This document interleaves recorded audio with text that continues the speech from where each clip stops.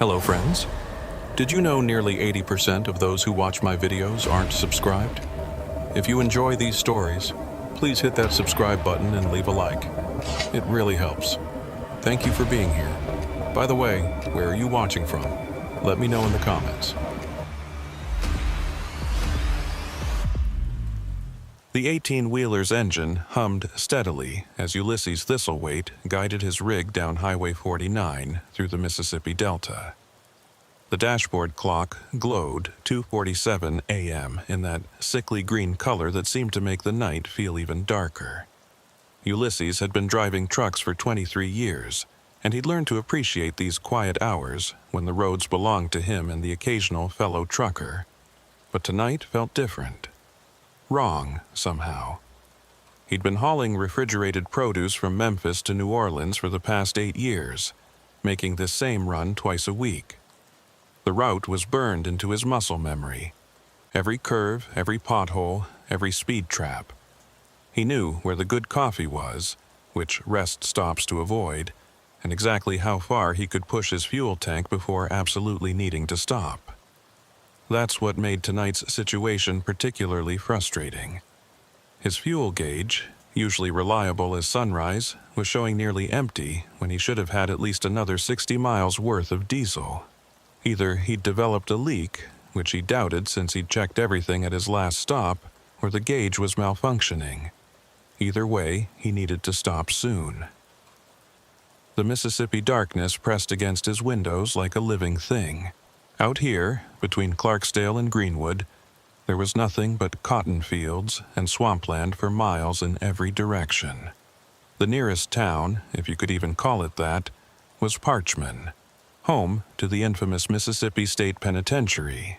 Not exactly a place that inspired warm feelings at 3 in the morning.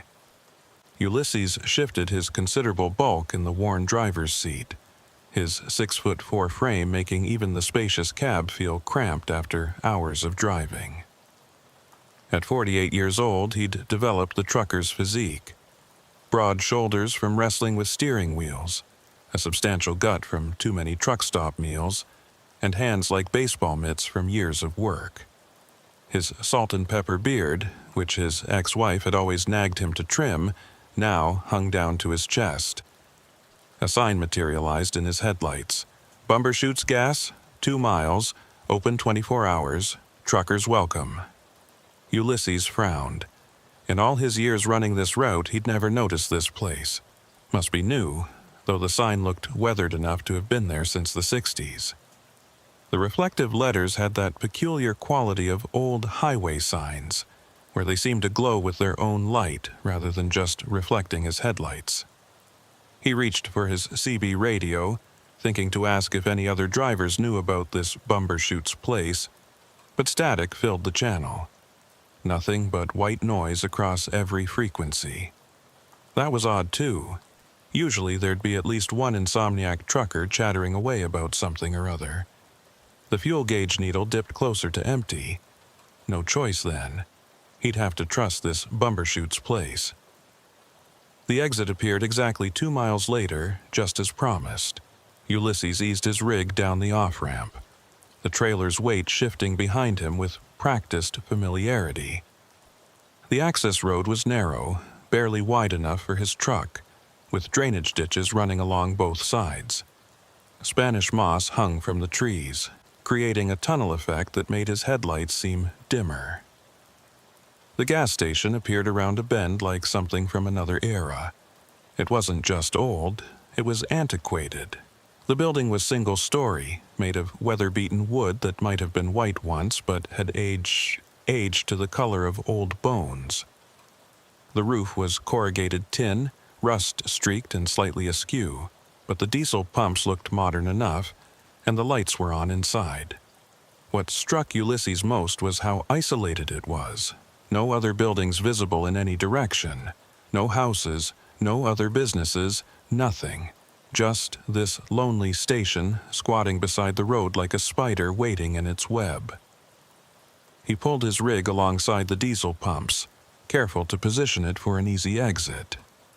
23 years of driving had taught him to always plan his escape route, even if he didn't know what he might need to escape from.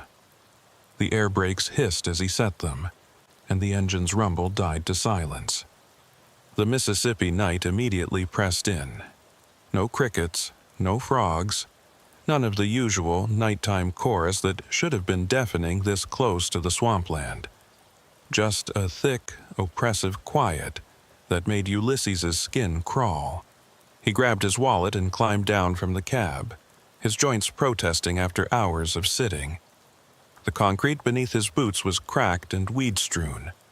The diesel pumps were indeed modern, digital displays and card readers, but they looked somehow wrong against the decrepit building, like someone had grafted new arms onto a corpse. The pump's card reader was dark. A handwritten sign taped to it read, "Card reader broken. Pay inside first." Of course, Ulysses looked toward the building. Through the grimy windows he could see fluorescent lights flickering irregularly, casting strange shadows. Someone moved inside, but the dirt on the glass made it impossible to see clearly. He walked toward the door, his footsteps unusually loud in the silence. The door was wood with a glass panel, the kind with a bell attached that would ring when opened. Faded advertisements for products he'd never heard of were taped to the inside of the glass. "Drink Yum Yum Cola," "Smoke Temperance Cigarettes," "Mrs. Wickham's Miracle Tonic." The bell above the door didn't ring when he pushed it open. It made a sound more like bones rattling. The inside of Bumbershoot's gas was like stepping back in time, but not in a nostalgic way. More like stepping into a place that time had forgotten about and left to rot. The linoleum floor was yellowed and curling at the edges. Shelves held dusty products with labels so faded they were unreadable. A ceiling fan turned lazily, its blades coated with decades of accumulated grime. Behind the counter stood a man who could only be Mordecai Bumbershoot, the owner. He was tall and painfully thin, his body seeming to consist entirely of sharp angles. His age was impossible to determine. He could have been 40 or 70. His skin had that peculiar waxen quality of someone who rarely saw sunlight. And his hair, what little remained, was combed over his spotted scalp in greasy strands. But it was his smile that made Ulysses want to turn around and leave immediately. Too wide, showing too many teeth, and never reaching his pale, watery eyes. "Well, well," Mordecai said, his voice like oil over gravel. "Another traveler in the night. Don't get many folks this time of evening." "Just need diesel," Ulysses said, trying to keep the unease out of his voice. 40 gallons should do it." Of course, of course." Mordecai's fingers, unnaturally long and thin, danced across an ancient cash register. "That'll be $160. Pay first, pump after, house rules." The price was reasonable enough. Ulysses pulled out his wallet, counting out the bills. As he did, he became aware of another presence in the store. A young woman had emerged from behind one of the shelves, moving with an odd, gliding motion that didn't quite match the sound of her footsteps. This had to be Persephone Snodgrass, though Ulysses had no idea how he knew her name. She looked to be in her early 20s, with long, stringy blonde hair that hung limply around a pale, heart-shaped face. Her eyes were the palest blue he'd ever seen, almost white, and they never seemed to blink. She wore a faded floral dress that looked like it belonged in a museum, and her feet were bare despite the filthy floor. "Persephone," Mordecai said without looking at her. "Why don't you get our guest something to eat? He looks hungry." "I'm fine," Ulysses said quickly. "Just the diesel." "Nonsense." Mordecai's smile somehow got wider. "Persephone makes the best coffee in 3 counties, and her sandwiches are to die for, on the house, of course. We like to take care of our late-night visitors." Persephone had already disappeared into what must have been a back room. Ulysses could hear her moving around, the clink of dishes, the hiss of a coffee maker. His stomach turned at the thought of eating anything from this place, but he didn't want to offend these people. Something about them suggested that would be a very bad idea. "Traveling far?" Mordecai asked, leaning forward on the counter. This close, Ulysses could smell him, a mixture of mothballs, sour milk, and something chemical he couldn't identify. "New Orleans," Ulysses said, handing over the money. "Long way still to go." Mordecai counted the bills slowly, his fingers caressing each one. Dangerous, these roads at night. All sorts of things can happen to a man alone. "I can take care of myself." "Oh, I'm sure you can. Big fellow like you." Mordecai's eyes traveled up and down Ulysses' frame in a way that made him feel like a piece of meat in a butcher's window. Still, accidents happen. Trucks break down. Tires blow out. And then where would you be? Stuck on some dark road with no help for miles. Persephone returned, carrying a tray with a cup of coffee and a wrapped sandwich. She set them on the counter with a soft smile that didn't touch those unblinking eyes. "Eat," she said, her voice barely above a whisper. "You'll need your strength." The coffee was black and steaming, but something about its color was off. Too thick, almost syrupy. The sandwich was wrapped in wax paper, and through it, Ulysses could see something dark and wet had soaked through. "That's very kind," he said, not touching either item. "But I really need to get going. Long drive ahead." "The coffee will help keep you awake," Mordecai said. His tone had changed slightly, become more insistent. "Persephone will be hurt if you don't at least try it." Ulysses looked at the girl. She was staring at him with those pale eyes, her head tilted slightly to one side like a bird watching a worm.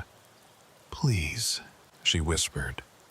Against his better judgment, Ulysses picked up the coffee cup. It was heavier than it should have been, and warm in a way that felt organic rather than just hot. He brought it to his lips, pretending to sip while keeping them tightly closed.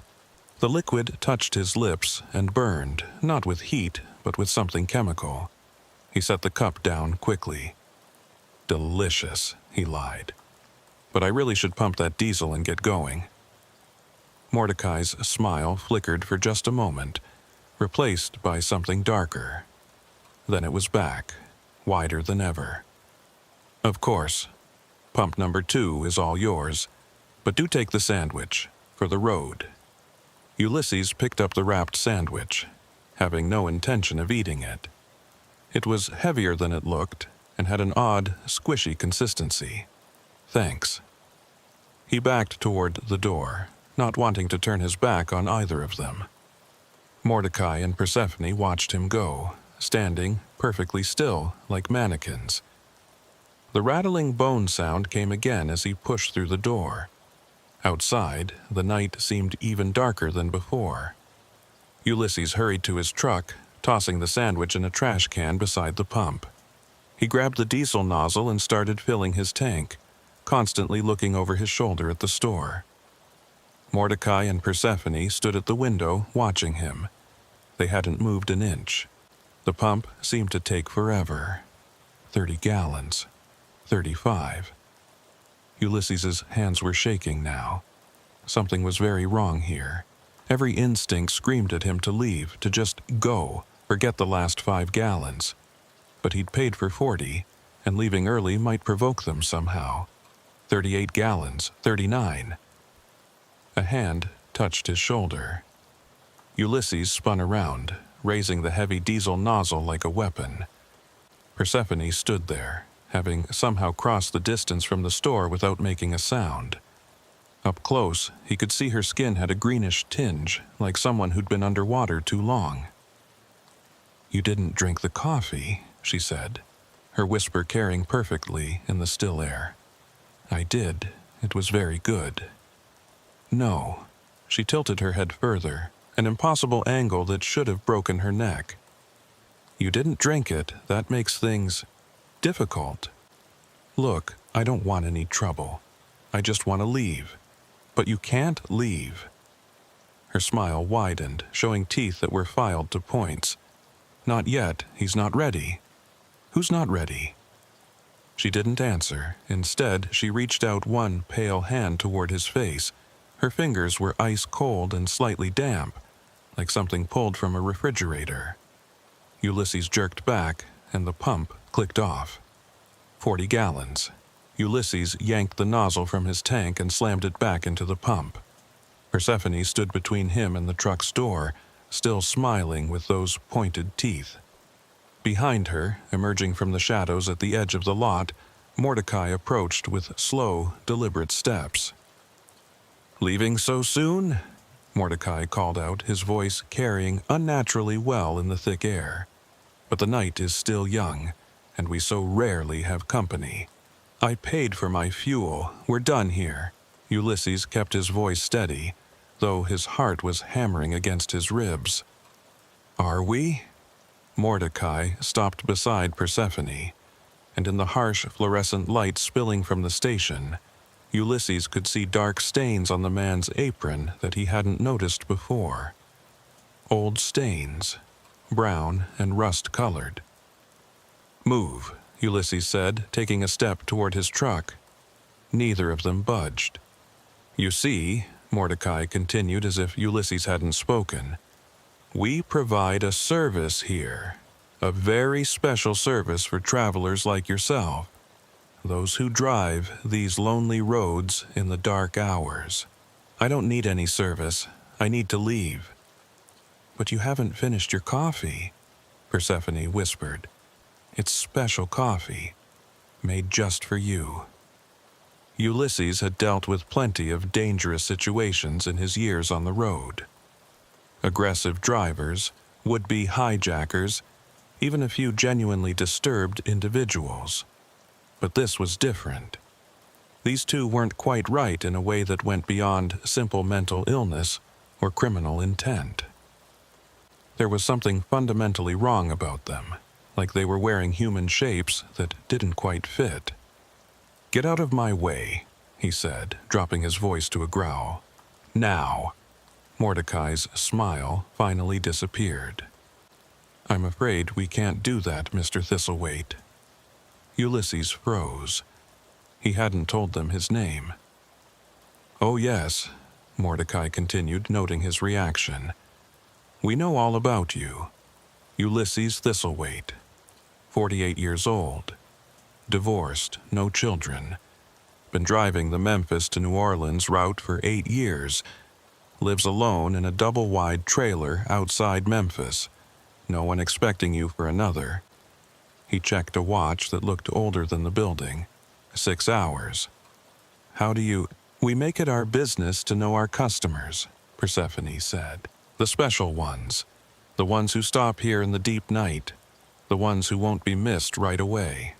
The implication hit Ulysses like a sledgehammer. His hand went to his pocket, feeling for his cell phone, but Mordecai shook his head. "No signal out here. We make sure of that. It's just us, Mr. Thistlethwaite. Just us and the night and all the time in the world." Ulysses had always been a big man, had always used his size to his advantage when needed. He did so now, charging forward with all his considerable weight behind him. He caught Mordecai in the midsection, sending the thin man flying backward. Persephone tried to grab him, but he shoved her aside, her body surprisingly light, almost hollow feeling. He yanked open his truck's door and hauled himself up, slamming the locks immediately. His hands shook as he turned the key. The engine turned over once, twice, then died. "No," he muttered, trying again. The engine wouldn't catch. Through the windshield, he saw Mordecai getting to his feet, brushing dust from his stained apron. The man was laughing, a sound like grinding gears. Persephone had produced something from the folds of her dress, a small glass bottle filled with dark liquid. Ulysses tried the engine again. Nothing. They were approaching the truck now, taking their time. Why should they hurry? He wasn't going anywhere. Think, 23 years on the road, you've been in tight spots before. The CB radio. He grabbed the handset, switching through channels, hoping against hope that the interference had cleared. Static on every frequency but one. On channel 19, a voice faint but clear. "Anyone out there? This is Night Owl southbound on 49. Anyone copy?" "This is Ulysses Thistlethwaite," he nearly shouted into the handset. "I'm at Bumbershoot's gas, mile marker." He looked frantically for a marker, seeing none. "I don't know the marker, but it's between Clarksdale and Greenwood. I need help. Call the police. These people are—" The radio went dead. Not static. Dead. Like someone had cut the power. Mordecai stood at the driver's side window now, tapping on the glass with one long fingernail. The sound was like a pickaxe on ice. "Mr. Thistlethwaite," he called through the glass. "There's no point in making this difficult. We're very good at what we do. We've been doing it for a very long time." "The police will come," Ulysses said, though he wasn't sure the message had gotten far through. "That trucker heard me." "Perhaps," Mordecai said. "But Bumbershoot's gas is very hard to find if you don't know exactly where to look. Funny how people drive right past it. Even funnier how they forget about it once they leave, if they leave." Persephone had climbed onto the running board on the passenger side. She held up the glass bottle, and Ulysses could see the liquid inside moving on its own, swirling and bubbling despite the bottle being still. "This would have been so much easier if you'd just drunk the coffee," she said, her voice carrying clearly through the window. "You would have felt sleepy, happy. You would have come with us willingly. Now we have to do this the hard way." She uncorked the bottle and poured its contents onto the passenger window. The liquid didn't run down like normal liquid should. Instead, it spread across the glass like something alive, and wherever it touched, the window began to smoke and bubble. Ulysses scrambled away from the passenger side as the window started to dissolve. The smell that filled the cab was indescribable, somewhere between burning plastic and rotting meat. Within seconds, there was a hole in the window large enough for Persephone to reach through. "Come on out," she cooed. "It's time to go downstairs." Downstairs? What did that mean? Ulysses grabbed the tire iron he kept behind his seat and swung it at her reaching arm. She pulled back with a hiss, but she was smiling wider than ever. "Feisty," she said. "I like that. They always taste better when they fight." "Taste?" The driver's side window exploded inward. Ulysses threw his arms up to protect his face from the shower of safety glass. When he lowered them, Mordecai's arm was reaching through, impossibly long, joints bending in ways that shouldn't be possible. The hand grabbed Ulysses by the throat. The grip was like iron, cutting off his air immediately. Ulysses struck with the tire iron, but Mordecai didn't even flinch. Black spots danced at the edges of his vision. "Sleep," Mordecai commanded, and his voice seemed to come from everywhere at once. "Sleep and dream of dark places." Ulysses's last coherent thought before the darkness took him was that he should have listened to his instincts, should have driven on empty rather than stop at this place that shouldn't exist. When consciousness returned, it came slowly, like rising from deep water. Ulysses's head felt like it had been split open and poorly reassembled. His mouth tasted of copper and something chemical. When he tried to move, he found he couldn't. He was tied to a chair. No, not tied, strapped. Leather straps around his wrists, ankles, chest. The chair was metal, cold against his back through his shirt. The air smelled of dampness and decay, and something else. Something medical. Formaldehyde, maybe. His vision cleared gradually, and he wished it hadn't. He was in a basement, though basement seemed too ordinary a word for this place. The walls were stone, sweating moisture that ran in constant rivulets to a floor he couldn't quite see in the dim light. The ceiling was low, oppressively so, made of wooden beams that looked ready to collapse at any moment. But it was what hung from those beams that made his stomach lurch. Meat hooks. Dozens of them. Most were empty, but some held things he didn't want to identify. Shapes wrapped in plastic that were too familiar in their dimensions. A single bulb provided the only light, swinging slightly on its wire, making shadows dance across the walls. In those shadows, Ulysses could see shelves lined with jars. The contents of those jars seemed to move when the light hit them. "Ah, you're awake." Mordecai descended a wooden staircase that Ulysses hadn't noticed, each step creaking under his minimal weight. He'd removed his apron, revealing a shirt that might have been white once, but was now a map of old stains. In his hand, he carried a leather bag that clinked with each step. "Where am I?" Ulysses's voice came out as a croak. "Where?"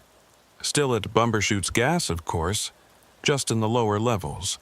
The real Bumbershoots, you might say. The upstairs is just for show. Down here is where we do our actual business. What do you want?" "Want?" Mordecai set the bag on a metal table that Ulysses hadn't noticed. The sound it made suggested tools. Sharp tools. "We don't want anything, Mr. Thistlethwaite. We need. There's a difference." Persephone appeared from the shadows, having been there all along. She'd changed clothes, now wearing what looked like a nurse's uniform from the 1950s, complete with a little cap. It would have been almost comical if not for the dark stains on the white fabric and the way she moved, gliding rather than walking. "You see," she said, approaching with a syringe in her hand, "Mordecai and I have been here a very long time. Longer than you'd believe. This place, it's special. It exists in the spaces between. The gaps in reality that most people drive right past without noticing." "You're insane." "Perhaps," Mordecai said, unpacking his bag. Ulysses caught glimpses of metal instruments, each one clean and sharp and terrible. But insanity is such a limited concept. We prefer to think of ourselves as evolved, adapted to our environment. "The thing is," Persephone continued, now standing right beside him, the syringe catching the swinging light, "we need certain materials to maintain ourselves, to keep existing in this in-between place, and those materials are very specific. You're going to kill me." "Kill?" Mordecai looked genuinely offended. "Mr. Thistlethwaite, we're not murderers. We're collectors. There's an art to what we do, a purpose. We only take what we need," Persephone added. "And we're very careful, very precise. You might even survive. Some do. Some. Well, not many," Mordecai admitted. "But it has happened. There was a fellow in '83 who made it out missing only a kidney and part of his liver. Of course, he couldn't remember anything about this place afterward. The mind has ways of protecting itself from certain truths." Persephone raised the syringe, tapping it to remove air bubbles. "This will help with the pain, initially anyway. We're not cruel, Mr. Thistlethwaite. We take no pleasure in suffering." "Wait," Ulysses said, desperation creeping into his voice. "People know where I am. That trucker on the CB. Ah, yes, Night Owl." Mordecai smiled. "Lovely fellow. He stops here regularly. In fact, he's the one who suggested you might be coming our way tonight." The betrayal hit Ulysses harder than any physical blow. The trucker on the radio had been part of this. "Now," Persephone said, bringing the needle closer to his arm, "let's begin. We have so much work to do, and the night is passing quickly." The needle pierced his skin, and immediately Ulysses felt a strange warmth spreading through his arm. Not unpleasant at first, almost soothing. Then it reached his chest, and the warmth became heat. The heat became burning. He tried to scream, but his vocal cords wouldn't respond. His muscles locked rigid, every nerve firing at once. Through the agony, He could hear Mordecai and Persephone talking, their voices clinical and detached. Good reaction. The new formula works faster. Should we start with the usual sequence? No, I think we'll try something different this time. The market has been asking for specific items. The eyes, among other things. Ulysses's vision began to blur, but not from unconsciousness. Whatever they'd given him was keeping him awake, aware, but paralyzed. He could feel everything but do nothing. Mordecai approached with something silver and sharp. "Don't worry, Mr. Thistlethwaite. We've done this hundreds of times. You're in very capable hands." The basement door bloated inward.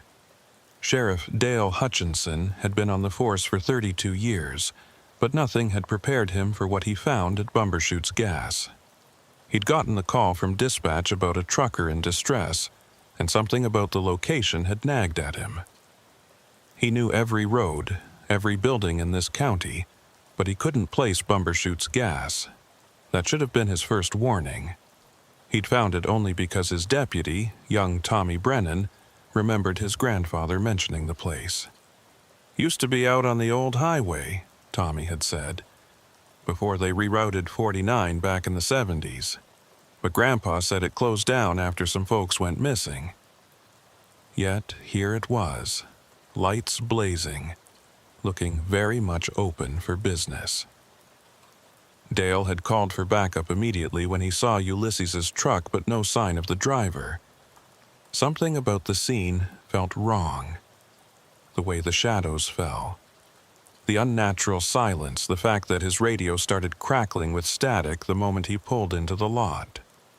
He'd found the basement door hidden behind a false panel in what looked like a storage room. The smell coming from below had been enough to make him draw his weapon.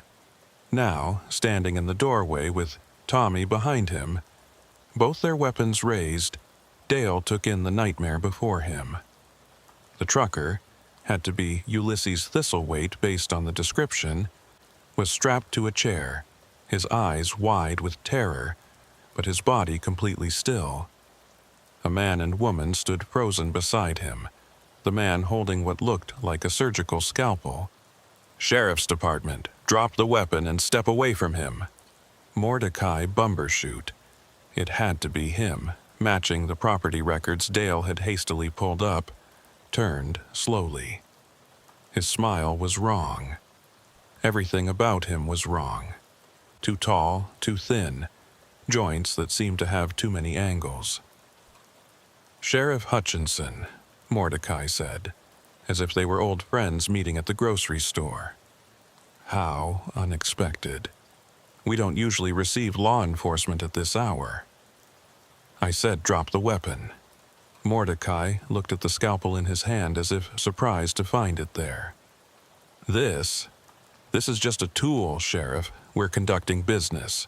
Let him go now." Persephone moved then, not quickly, but with that strange gliding motion. Dale swung his weapon toward her. "Stop right there." She tilted her head. "You can't be here. This place doesn't exist for people like you. Lady, I don't know what kind of drugs you're on, but show him, Mordecai," she said softly. Mordecai's smile widened impossibly, his mouth stretching far beyond what human anatomy should allow. His teeth went on forever, row after row disappearing into darkness. His fingers began to elongate, the scalpel looking like a toy in his grotesque hand. Tommy made a strangled sound behind Dale. "You see," Mordecai said, his voice now coming from multiple directions at once, "we've been here much longer than your little town, Sheriff. Much longer than your state. We were here when the indigenous peoples walked these lands, and we'll be here long after your dust." The shadows in the corners of the basement began to move, reaching out like tentacles. The jars on the shelves rattled, their contents pressing against the glass. The temperature dropped 20 degrees in an instant. Dale had seen a lot in his 32 years. He'd seen murder, violence, the worst of humanity. But this was something else entirely. something that shouldn't exist. He fired. The bullet hit Mordecai center mass. The thin man looked down at the hole in his chest, then back up at Dale. No blood, just a dark void where the wound should be. "That was rude," Mordecai said. Then everything happened at once. The shadows surged forward. Tommy screamed. Persephone moved faster than anything human could move. Dale fired again and again, his training taking over even as his mind struggled to process what he was seeing. But through it all, he kept moving toward Ulysses. Whatever these things were, the trucker was still human, still alive, still needed help. Dale reached the chair just as Persephone's hand, now ending in claws that hadn't been there before, swiped at his head. He ducked, grabbed the straps holding Ulysses, and pulled. The leather was old, brittle. It snapped. "Tommy, the stairs!" His deputy was firing at the shadows, which seemed to recoil from the muzzle flashes more than the bullets. Together, they dragged the paralyzed trucker toward the stairs, Dale supporting most of Ulysses's considerable weight. "You can't leave," Mordecai said, his voice now a roar that shook dust from the ceiling. "No one leaves until we're finished." The stairs groaned under their combined weight. Behind them, Dale could hear pursuit. Not footsteps, but something worse. A wet, sliding sound like raw meat being dragged across stone. They burst through the false panel into the storage room, then into the main gas station. Through the windows, Dale could see his patrol car, but also something else. The building was changing. The walls were breathing. The ceiling was lowering. The exit seemed to be getting further away with each step. "Don't look at it," Dale shouted, not sure if he was talking to Tommy or himself. "Just move." They crashed through the front door into the Mississippi night. The normal, beautiful, mundane Mississippi night. Dale had never been so happy to feel humidity in his life. But when he turned back, Bumbershoot's gas was gone. Not destroyed. Not burning. Gone. Where the building had been, there was only an empty lot, overgrown with kudzu and littered with old beer cans. The only sign it had ever existed was Ulysses' truck, still parked beside pumps that were now just rusted metal poles sticking out of broken concrete. What the hell?" Tommy gasped, his hands shaking as he holstered his weapon. Dale didn't answer. He was checking Ulysses's pulse. Still strong, but the man's eyes were vacant, staring at nothing. Whatever they'd given him, whatever they'd done, he was alive, but not present. The radio in Dale's patrol car crackled to life. "Sheriff Hutchinson, what's your status?" He went silent for 43 minutes. 43 minutes? It had felt like 10 at most. "We need an ambulance at..." Dale paused. At where? The GPS in his car showed him in the middle of nowhere. No roads, no landmarks. Yet, here they were on solid asphalt. "We found the trucker," he said finally. "He needs immediate medical attention. Track my GPS and send help." "Copy that. But Sheriff, your GPS shows you in the middle of Wilson's cotton field." Dale looked around. The road was still there, clear as day, but through it, like a double exposure, he could see cotton plants waving in the night breeze. Ulysses groaned, the first sound he'd made. His lips moved, forming words Dale had to lean close to hear. "They're still here." Dale felt the hair on his neck stand up. He turned slowly, looking back at the empty lot. Mordecai and Persephone stood where the gas station door had been, translucent like ghosts but becoming more solid with each passing second. They weren't smiling anymore. "Get him in the car," Dale told Tommy. "Now." They loaded Ulysses into the back of the patrol car, Tommy climbing in with him. Dale got behind the wheel, started the engine, and floored it. In the rearview mirror, he watched the empty lot recede. But just before they turned onto what his GPS insisted wasn't a road, he saw Bumbershoots gas flicker back into existence, solid and real, its lights bright against the darkness. The hospital in Greenwood was 20 miles away. Dale made it in 12 minutes, running every stop sign, his lights and sirens clearing the way. He didn't slow down until they were under the harsh fluorescence of the emergency room entrance. The doctors took Ulysses immediately, though they struggled to identify what was in his system. "It's like nothing I've ever seen," Dr. Martinez told Dale later. "Some kind of paralytic agent, but mixed with compounds we can't identify. It's breaking down rapidly, though. He should recover full mobility within a few hours." Dale sat in the waiting room, trying to write his report. How did you explain what they'd seen? How did you file paperwork on a building that didn't exist? Tommy sat beside him, still shaking. "Sheriff, what were those things?" "I don't know, son, and I don't think I want to know." "Should we, do we go back? Try to find evidence?" Dale thought about those rows of jars, about the shapes hanging from hooks, about Mordecai's impossible teeth and Persephone's claws. "No, we report it to the state police, let them handle it.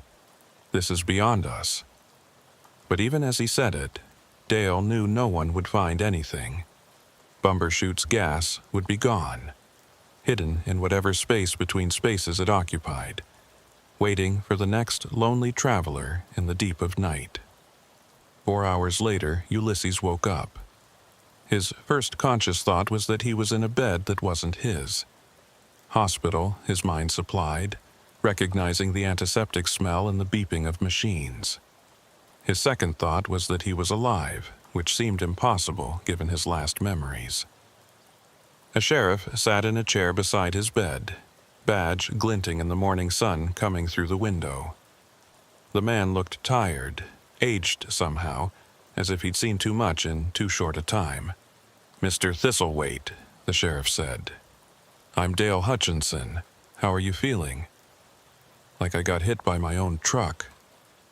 Ulysses's voice was rough, throat dry. "What happened? How did you find me?" "You got a message out on the CB. Trucker named Big Mike heard you, called it in. Said you sounded scared out of your mind." "Big Mike?" Ulysses searched his memory, but the one who answered called himself Night Owl. He said, "Mordecai said he was part of it." Dale's expression darkened. "There's no trucker named Night Owl on the CB logs from last night. Big Mike was the only one on that channel. Says he heard you asking for help, gave your location as Bumbershoot's gas. But that doesn't make sense. I heard him clearly. Mr. Thistlethwaite, I need you to tell me everything you remember, everything you saw." So Ulysses did. He told Dale about the empty fuel tank that shouldn't have been empty, about the sign that appeared from nowhere, about Mordecai and Persephone, about the coffee he didn't drink, about the basement and what hung from those hooks. Dale listened without interrupting, occasionally nodding as if Ulysses' story confirmed something he'd witnessed himself. "Do you believe me?" Ulysses asked when he was done. "I was there, Mr. Thistlethwaite. I saw them. I saw what they were." Dale leaned forward. "But here's the thing. Officially, none of this happened. There's no Bumbershoot's gas in any county record. No Mordecai Bumbershoot. No Persephone Snodgrass. The state police went to the location this morning. They found nothing but an empty field that's been empty for 50 years. But my truck was found abandoned on a side road, out of gas. You were inside, unconscious, apparently suffering from exhaustion and dehydration. That's the official story." Ulysses stared at him. "They're going to get away with it. They're going to keep doing this to people. Maybe, maybe not." Dale stood up, placed a business card on the bedside table. That's my direct number. You remember anything else? You see anything else? You call me, day or night. You're going to try to stop them?" Dale was quiet for a moment. "My grandfather used to tell stories about places that weren't quite right, places that existed in the corners of the map, where reality was thin. I always thought he was just trying to scare us kids. Now," he shrugged, "now I think maybe I should have listened closer." 3 days later, Ulysses was released from the hospital. His company had sent another driver to retrieve his truck and load, writing the whole incident off as a medical emergency. They offered him 2 weeks paid leave, which he accepted without argument. But sitting in his empty trailer outside Memphis, staring at the walls, was worse than being on the road. He kept thinking about those jars on the shelves, about the shapes hanging from hooks, about how many travelers had stopped at Bumbershoot's Gas over the years and never left. On the 4th night, he called Sheriff Hutchinson. "Can't sleep either?" Dale asked without preamble. "Keep seeing them when I close my eyes. That basement. Those things they had down there." "Yeah." A long pause. "Listen, I've been doing some research, going through old missing persons cases. There's a pattern, Mr. Thistlethwaite. Every 3 to 5 years, truckers go missing along that stretch of Highway 49. Goes back decades, maybe longer. Why hasn't anyone noticed? Because they're smart about it. Never too many at once. Always people without strong local connections. Divorced men, drifters, people whose disappearance might not be noticed for days or weeks. Like me. Like you." Ulysses stared at the ceiling of his trailer. "We have to do something. I've been thinking the same thing. But what? Can't arrest something that doesn't officially exist. Can't shut down a building that isn't there. But it is there. We both know it is. Sometimes. When it wants to be." They were quiet for a moment, both lost in their own thoughts. "I'm going back," Ulysses said suddenly. "That's a terrible idea. Maybe. But I can't just sit here knowing they're out there waiting for the next person. I need to know more, need to understand what they are. You're going to get yourself killed. Or worse." Ulysses thought about Mordecai's impossible teeth, about Persephone's claws, about the things in those jars. "Maybe, but I'm going back." Dale sighed heavily. "If you're determined to do this fool thing, you're not going alone. Meet me tomorrow night. Midnight. The Greenwood truck stop off exit 142. Sheriff, you don't have to—" "Yes, I do. My county, my responsibility. Besides, Tommy hasn't been right since that night. Keeps talking about the shadows moving. Maybe if we can figure out what these things are, we can figure out how to stop them." The next night, Ulysses sat in his personal pickup at the Greenwood truck stop, watching other truckers fuel up and grab coffee, blissfully unaware of what waited out there in the dark. Dale's patrol car pulled up beside him just after midnight, but it was an unmarked Crown Victoria. Dale was out of uniform, dressed in jeans and a flannel shirt. "Trying to keep this unofficial?" Ulysses asked as Dale got into the passenger seat.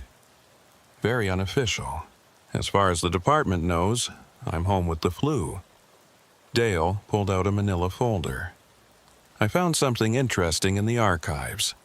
Back in 1952, there was a report filed by a state trooper named William Garrett. He described finding a gas station that shouldn't exist, run by people who weren't quite right. Sound familiar? What happened to him? Died 3 days later. Car accident, supposedly. But his partner said Garrett had been terrified of something. Kept talking about things that wore human faces but weren't human. And nobody investigated? Oh, they did. Found nothing. Just like we found nothing." Dale pulled out an old photograph.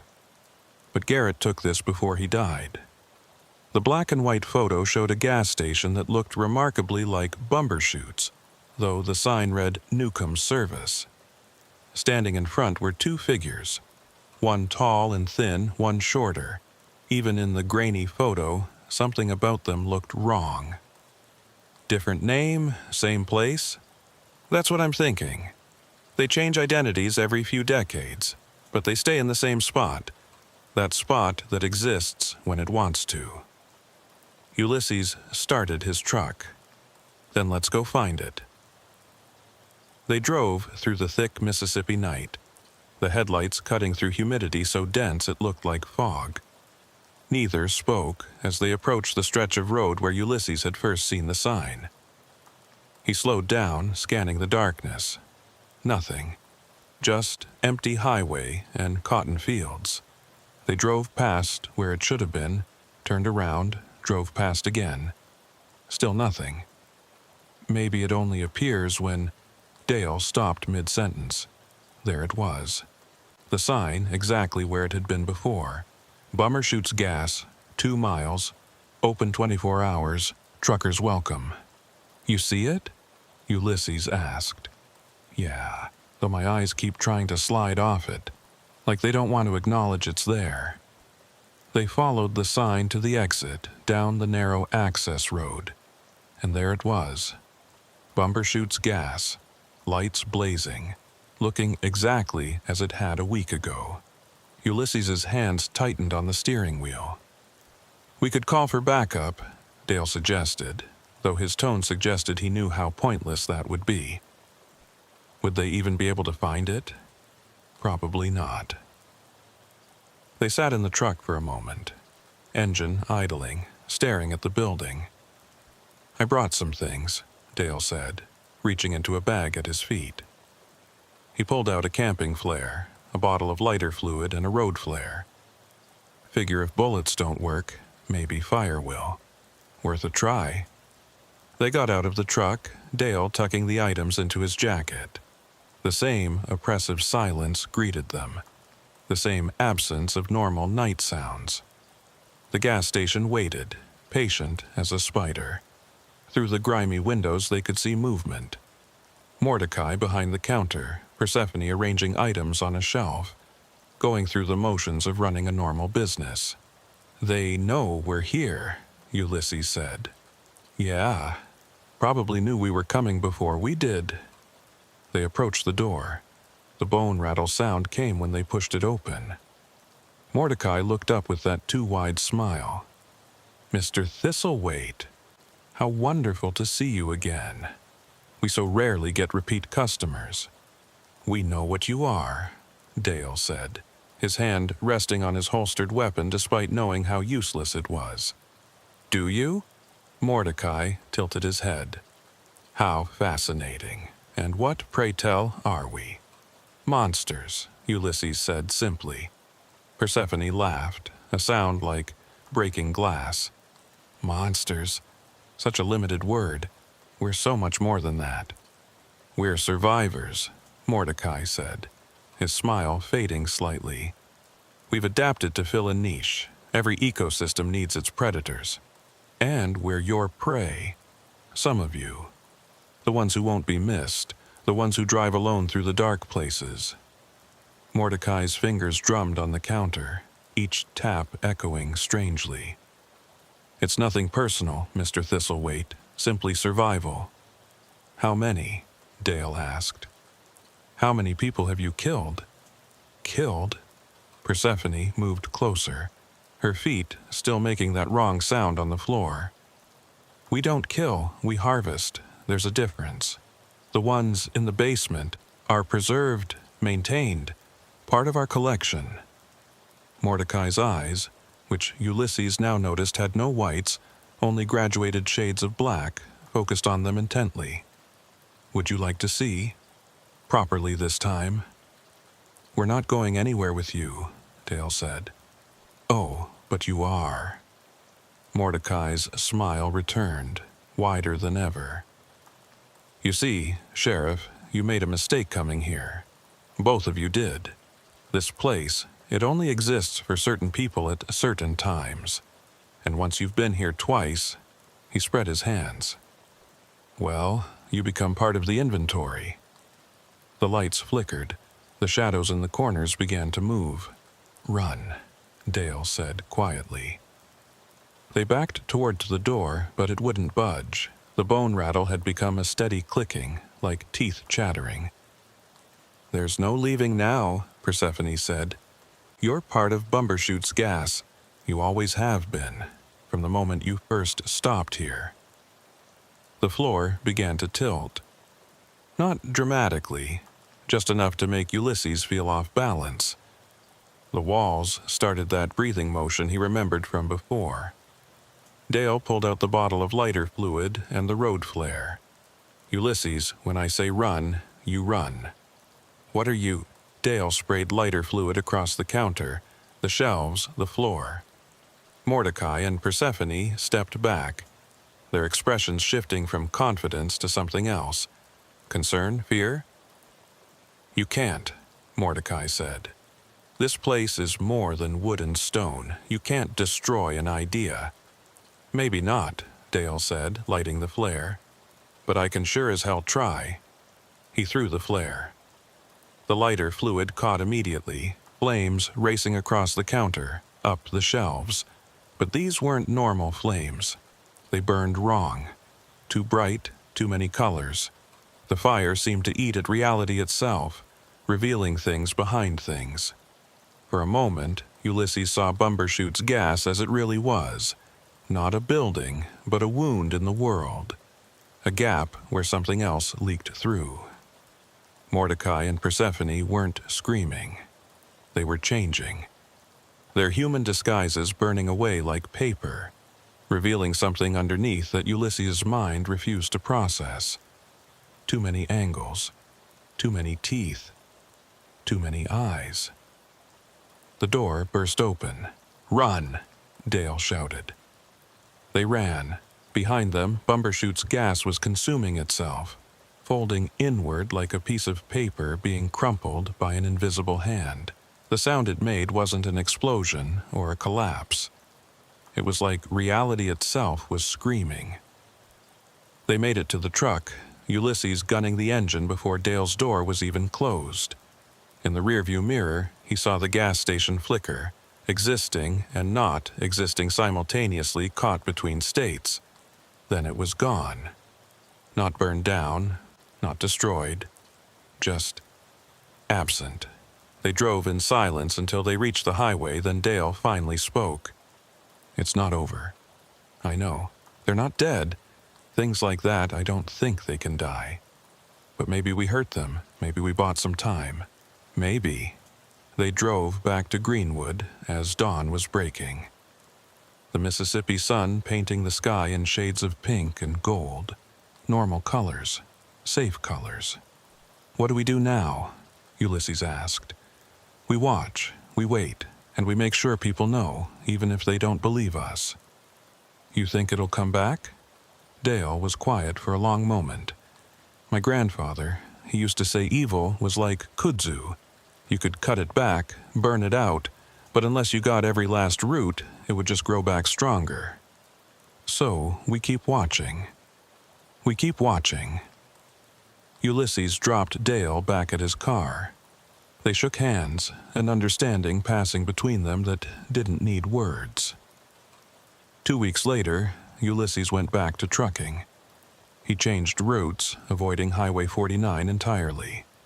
But sometimes, late at night, when he was driving through those empty stretches between nowhere and nowhere else, he'd see signs that shouldn't exist. Exits that weren't on any map. He never stopped, not once.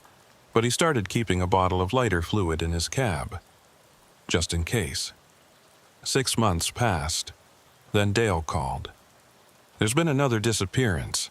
Trucker named William Hayworth, last seen heading south on 49. Same area? No, about 50 miles north. Different name on the police report. Place called Wickham's Fuel Stop. Ulysses thought about Mrs. Wickham's miracle tonic, advertised in that dirty window. They're back. They never left, just moved, changed faces. What do? Same thing we've been doing. We watch, we warn who we can, and we hope that's enough. But Ulysses knew it wasn't enough. Somewhere out there on some lonely stretch of highway, Mordecai and Persephone, or whatever they were calling themselves now, were waiting, patient as spiders, hungry as the dark.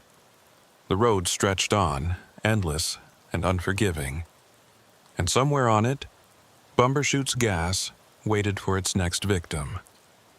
Some nights, Ulysses still dreams about that basement, about the jars on the shelves, about the things hanging from hooks. He wakes up gasping, checking his arms for needle marks, his body for missing pieces. He's whole. He's alive. He escaped. But he knows that somewhere out there, tonight, right now, another trucker is seeing a sign that shouldn't exist, pulling into a gas station that isn't on any map, meeting proprietors who wear human faces but aren't human at all. He keeps Dale's number programmed in his phone, keeps that bottle of lighter fluid in his cab, and he keeps driving, because stopping means remembering, and remembering means accepting that things like Bumbershoots gas exist, things that hunger, things that wait, things that harvest. The highway stretches on, and Ulysses Thistlethwaite drives through the night, knowing that he's one of the lucky ones. He got away. Most don't. And somewhere in the spaces between spaces, in a gas station that exists when it wants to, Mordecai Bumbershoot is smiling his too-wide smile, and Persephone Snodgrass is making coffee that no one should ever drink. Waiting. Always waiting. The road goes on forever, and the darkness is patient. Thaddeus Poindexter had been driving for 16 hours straight, which was against regulations, but the load of pharmaceuticals he was hauling from Chicago to Jackson had to arrive by morning, or his company would lose the contract. At 53 years old, with 31 years behind the wheel, Thaddeus knew how to push his limits. He knew when to use caffeine, when to stop for a power nap, and when his body was telling him he absolutely had to rest. That moment came at 3:22 a.m., on a stretch of Highway 55 just south of Grenada, Mississippi. The rest area appeared in his headlights like an oasis in the darkness. It wasn't much, just a small parking area with restroom facilities, a few picnic tables, and a cluster of vending machines that probably hadn't worked since the Clinton administration. But it had spaces for trucks, and more importantly, it was off the main highway where the state troopers wouldn't hassle him about his logs. Thaddeus guided his Kenworth into the lot, pleased to find it mostly empty. Just 2 other rigs parked at the far end, their running lights creating small pools of amber in the darkness, and surprisingly what looked like a family camping setup near the picnic area. That was odd.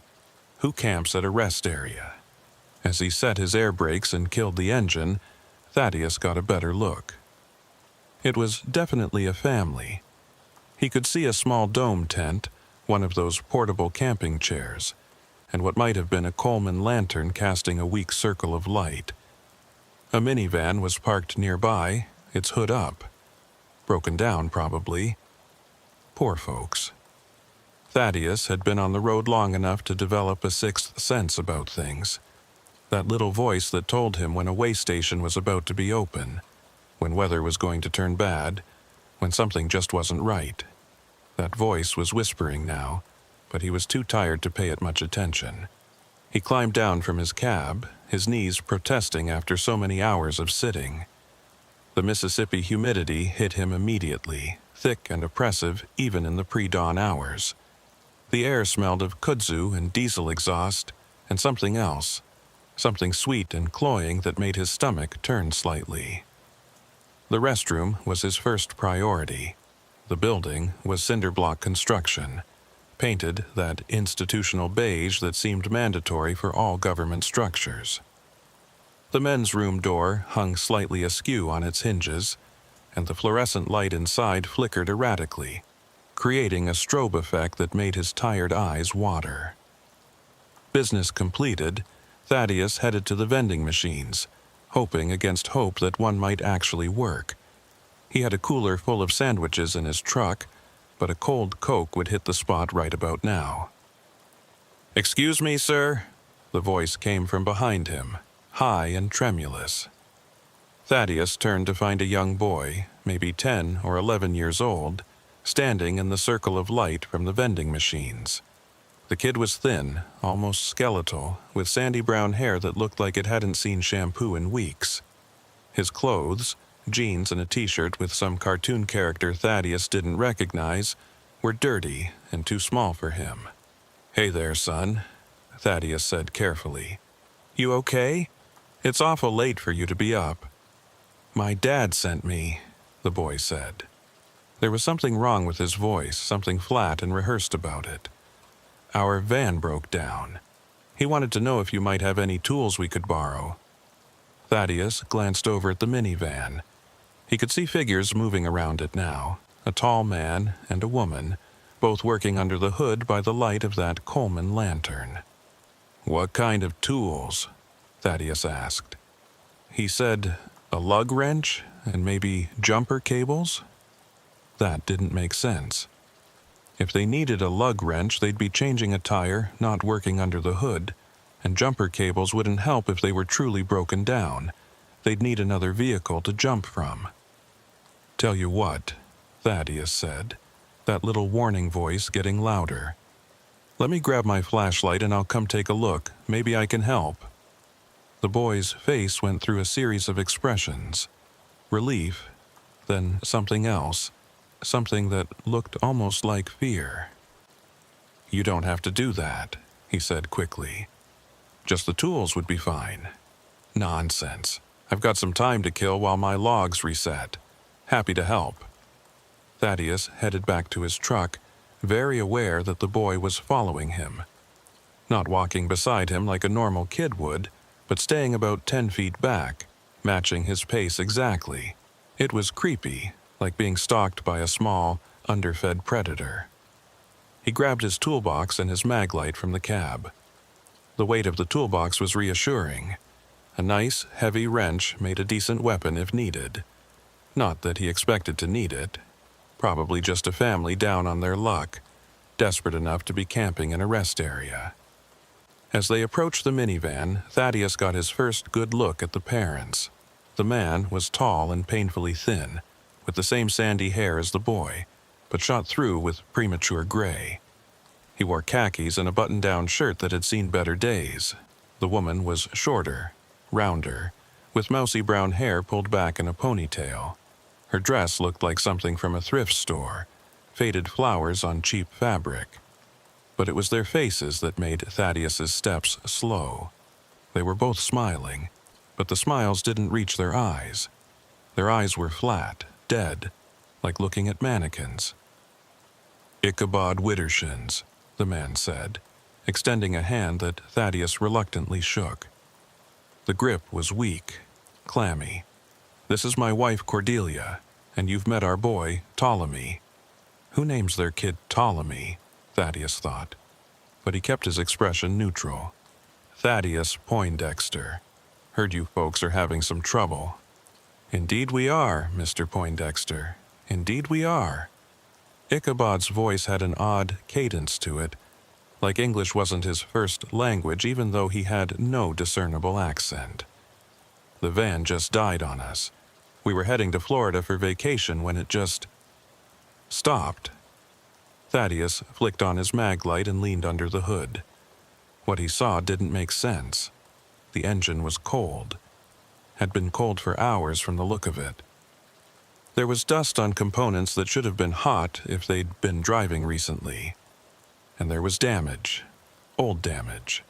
The alternator was cracked, the battery terminals were corroded beyond use, several belts were missing entirely. This van hadn't run in months, maybe years. "When did you say it broke down?" Thaddeus asked, straightening up. "Oh, just a few hours ago," Cordelia said, her voice as emotionlessly pleasant as her husband's. "We've been trying everything." Thaddeus looked around the rest area more carefully. No luggage in the van that he could see. No coolers, no road trip supplies. The tent looked old, mildewed, and now that he was closer, that sweet, cloying smell was stronger. It seemed to be coming from them. "Look, folks," he said, taking a step back. "This engine's been dead a long time. I can't help you with this." "Are you sure?" Ichabod asked, moving closer. Too close. That smell washed over Thaddeus, decay and sweetness, like flowers left too long in a vase. "Maybe, if you looked again." "I'm sure." Thaddeus gripped his toolbox tighter. "I need to get back to my truck now." "But you just got here," Cordelia said. She'd moved too, positioning herself between Thaddeus and his truck. The boy, Ptolemy, had disappeared somewhere. "Nevertheless, I need to go." "We're very hungry," Ichabod said, and something in the way he said it made every hair on Thaddeus's arms stand up. "We haven't eaten in so long." "There's a truck stop about 10 miles south," Thaddeus said, trying to edge around Cordelia. "They're open 24 hours. "We can't leave," Cordelia said simply. "The van doesn't work, remember?" "Then call someone. AAA, a tow truck, somebody." "Our phone died too," Ichabod said. He was smiling wider now, and Thaddeus could see his teeth were wrong. Too sharp, too many of them. "Everything just keeps dying around us. It's the strangest thing." Thaddeus decided he'd had enough. He pushed past Cordelia, not gently, and started walking quickly toward his truck. He could hear them following, their footsteps oddly synchronized. "Mr. Poindexter," Ichabod called. "You really shouldn't leave. It's not safe. I'll take my chances." "The boy likes you," Cordelia added. "He so rarely likes anyone." Thaddeus was almost running now. His truck was just 50 feet away, 40, 30. Ptolemy stepped out from behind Thaddeus's truck. No, that wasn't possible. The kid had been behind them. There was no way he could have gotten around without Thaddeus seeing him. "Please don't go," the boy said, and his voice was different now, older, hungrier. "We need you. Get out of my way, kid." Ptolemy tilted his head, that same unnatural angle Thaddeus had seen before. "You're not very nice? Father said you'd be nice?" "Your father doesn't know me. He knows everyone who stops here," Ptolemy said. "He's been watching you since you pulled in. We all have." Thaddeus looked back. Ichabod and Cordelia had stopped about 20 feet away, standing perfectly still, watching, waiting. "What do you want?" Thaddeus asked. "Just to talk," Ichabod said. "To share a meal. To be a family." "You have a family." "Not complete," Cordelia said. "Never complete. People keep leaving." Thaddeus gripped a wrench from his toolbox. "I'm leaving too. Get out of my way or I'll go through you." Ptolemy laughed, a sound like breaking glass. "You can't hurt us, Mr. Poindexter. We're already hurt. We've been hurt for so long." The lights in the rest area began to flicker. The two trucks at the far end of the lot remained dark and silent. Had they been running before? Thaddeus couldn't remember. "Last chance," Thaddeus said, raising the wrench. The family exchanged glances, some kind of silent communication passing between them. Then Ptolemy stepped aside. "Go then," Ichabod said. "But you'll be back. They always come back." Thaddeus didn't respond. He yanked open his truck door, threw his toolbox inside, and climbed up. His hands shook as he turned the key.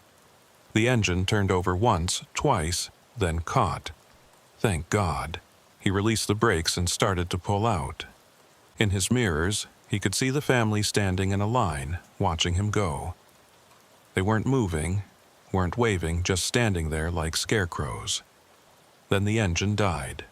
No, no, no. Thaddeus turned the key again. Nothing. Not even a click. He looked in the mirror again. The family was walking toward his truck now, moving in perfect unison like they were all controlled by the same puppeteer. Thaddeus tried the engine again. Still nothing. They were at his door now. Ichabod knocked politely. "Mr. Poindexter, it seems you're having some trouble. Get away from my truck." "We can help," Cordelia called up. "We're very good with broken things. We understand them." "Because you break them," Thaddeus shouted. "No," Ptolemy said, his young voice carrying clearly. "They break themselves when they get too close to us. It's not our fault. Nothing's our fault." Thaddeus grabbed his cell phone. No signal. Of course. The CB radio was his last hope. He grabbed the handset, switching to channel 19. Break, this is Thaddeus Poindexter at the rest area south of Grenada on 55. I need immediate assistance. Please, anyone. I need help." Static. Then, faintly, a voice. "Can't. Hear. Breaking up. Rest area south of Grenada," Thaddeus shouted. "3 people. Something's wrong with them. Send police." The radio went dead. Ichabod knocked again. "Mr. Poindexter, please. We don't want to force you, but you're being very rude. We just want to have dinner together, like a family." "I'm not your family." "You could be," Cordelia said. "We've had so many families over the years. Truckers make the best families. They understand loneliness." Thaddeus looked around his cab frantically. He had a tire iron behind the seat, a knife in the glove box, but somehow he knew conventional weapons wouldn't help. These people, if they were people, weren't operating by normal rules.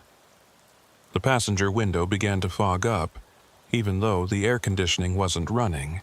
In the condensation, words began to form as if written by an invisible finger. "Let us in." "No," Thaddeus whispered.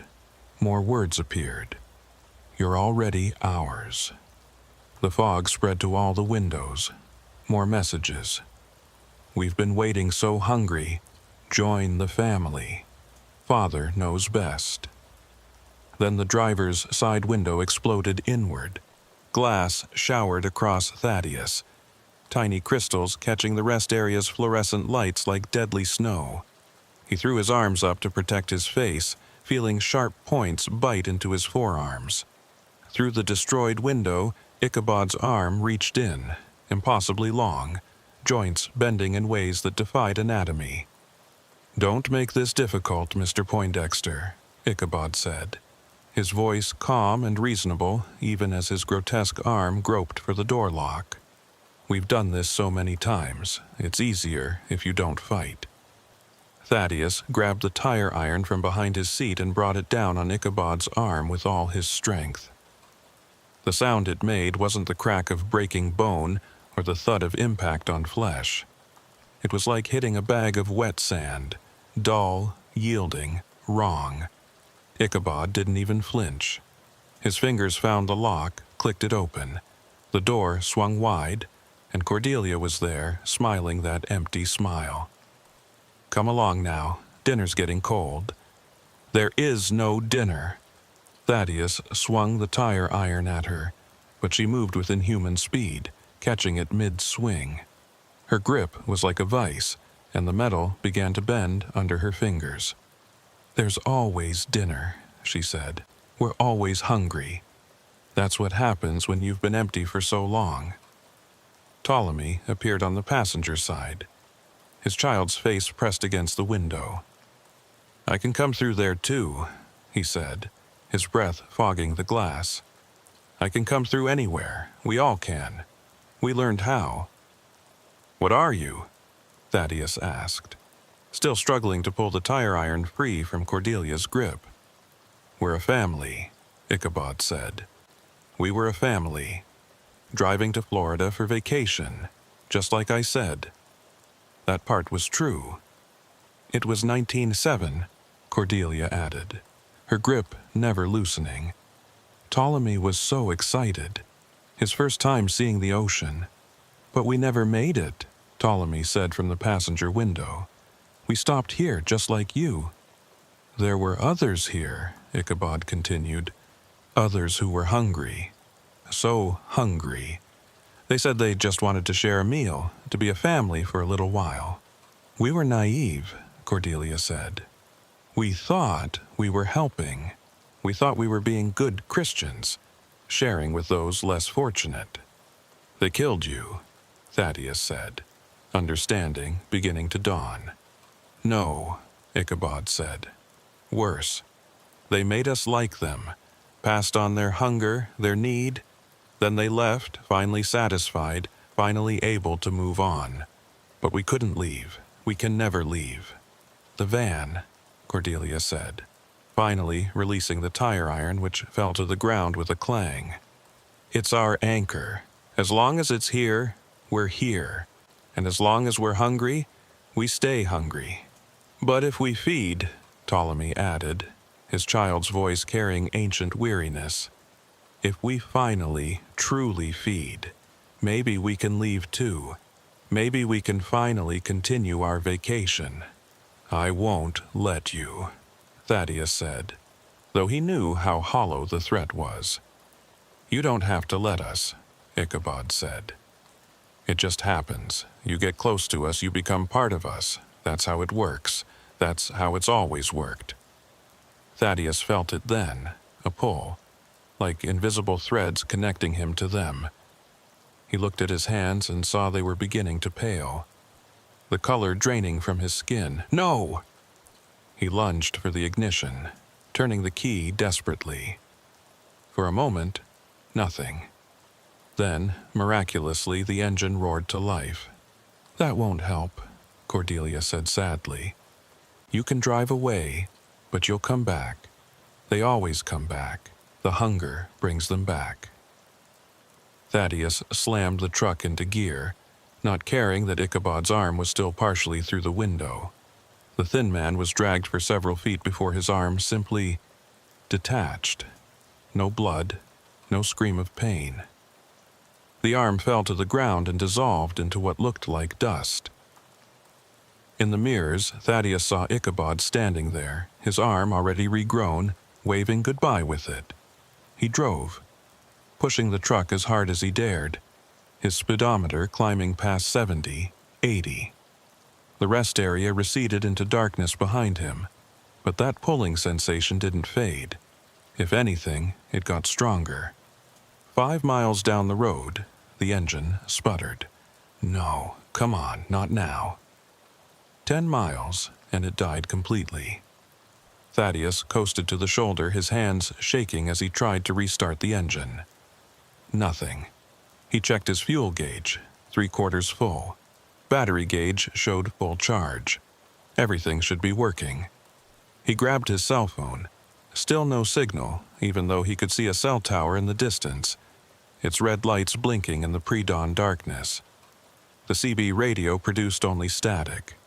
Then, in his side mirror, he saw them, walking along the highway toward him, not hurrying, just walking with that synchronized gait.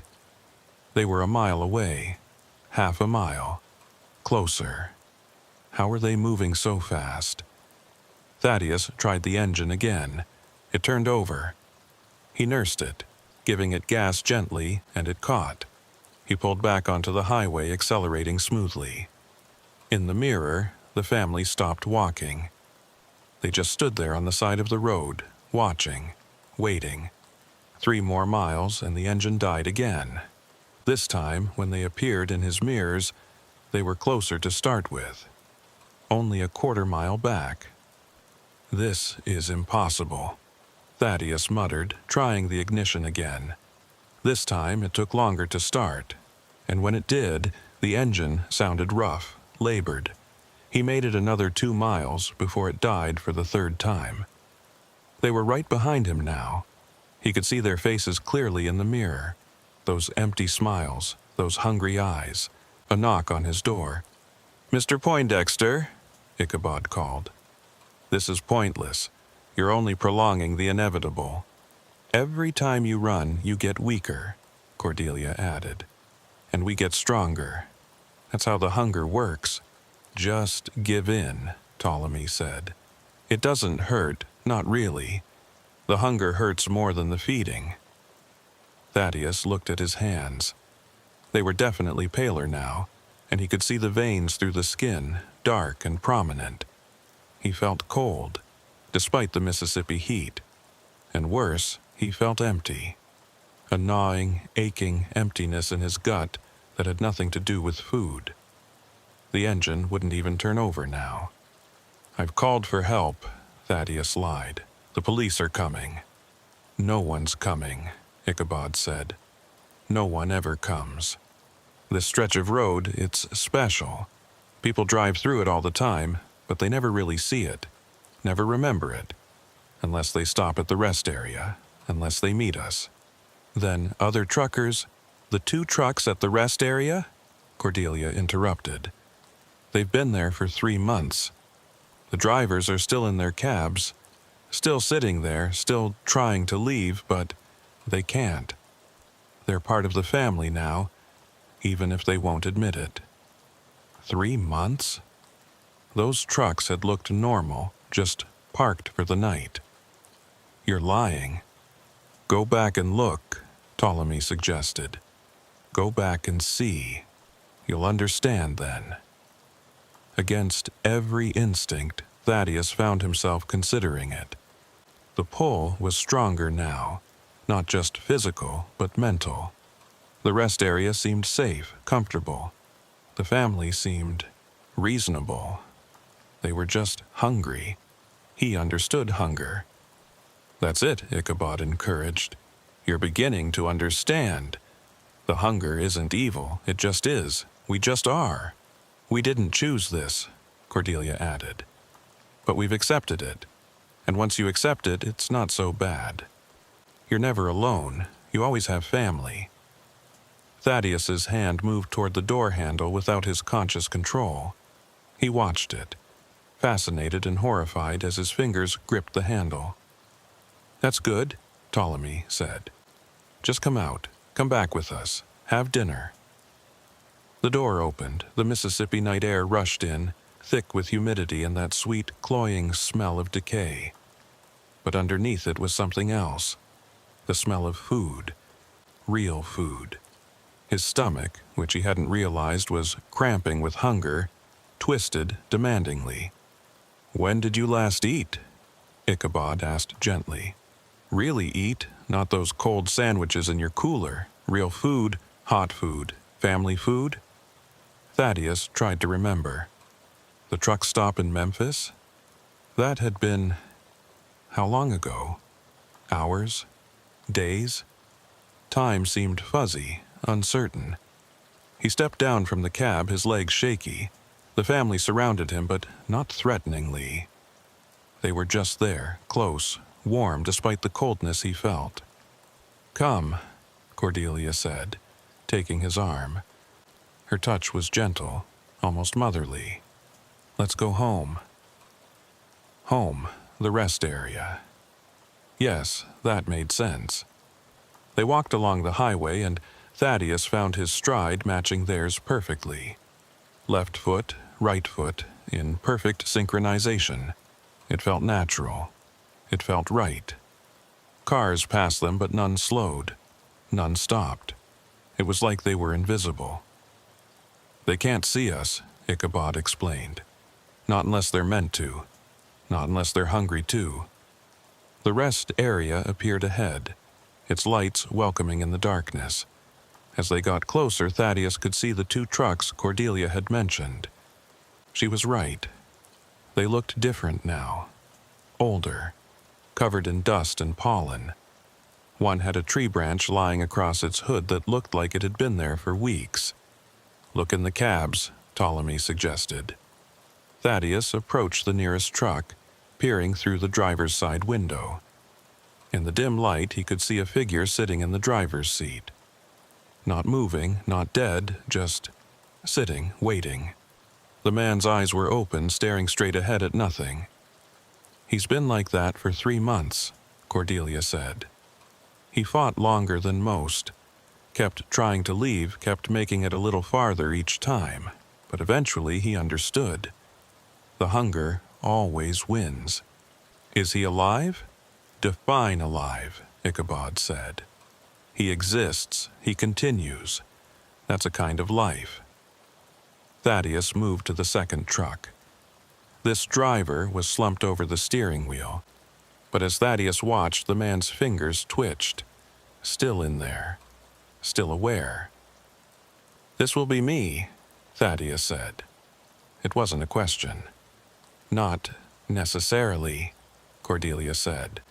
"Some join the family properly, help us feed, help us find others who can satisfy the hunger. Those ones don't end up in their trucks. They get to move, to hunt, to be part of something. All I have to do is help you hurt others." "Not hurt," Ichabod corrected. "Share. Share the hunger. Spread it. That's all we do. We're not monsters, Mr. Poindexter. We're just hungry. And now, so are you." He was right. The emptiness in Thaddeus's gut was growing, becoming all-consuming. It wasn't just hunger for food. It was hunger for warmth, for connection, for something he couldn't quite name. "Feel it," Ptolemy said, taking Thaddeus's hand. The boy's skin was cold, but somehow that felt normal now. "Feel how empty you are. Feel how much you need." "I need," Thaddeus started, but couldn't finish. What did he need? "You need to feed," Cordelia said. "And to feed, you need to hunt. And to hunt, you need family. I don't want to hurt anyone." "Neither did we," Ichabod said. "But want and need are different things. You'll learn that. Everyone learns that eventually." They led him to the picnic area, where their tent and lantern created a small circle of light. Up close, Thaddeus could see the tent was ancient, full of holes, more suggestion than shelter. The lantern's light was wrong, too. It didn't illuminate so much as emphasize the darkness around it. "Sit," Cordelia said, gesturing to one of the picnic tables. Thaddeus sat. The wood was soft with rot, but it held his weight. "Now," Ichabod said, sitting across from him, "let's discuss how this works. The hunger, it needs to be fed, but not with food. Food doesn't help. We've tried. What it needs is essence, life force, spirit, whatever you want to call it. You're vampires?" "No," Ptolemy laughed. That broken glass sound again. "Vampires drink blood. We take something else, something harder to define. We take the part that makes people want to keep going, keep driving, keep living. We take their momentum. And once it's gone, they become like us," Cordelia said. "Hungry, empty, searching for something to fill the void. Or they become like them," Ichabod added, gesturing to the trucks. "Stuck, unable to move forward, unable to go back, caught between." "Why are you telling me this?" "Because you have a choice," Ichabod said. "You can help us, become truly part of the family, and maintain some measure of mobility. Or you can resist and end up like them. Still hungry, but unable to do anything about it. Some choice." "It's more than we had," Cordelia said bitterly. "The ones who made us, they didn't explain anything. They just took and took until we were empty, then left us to figure it out ourselves.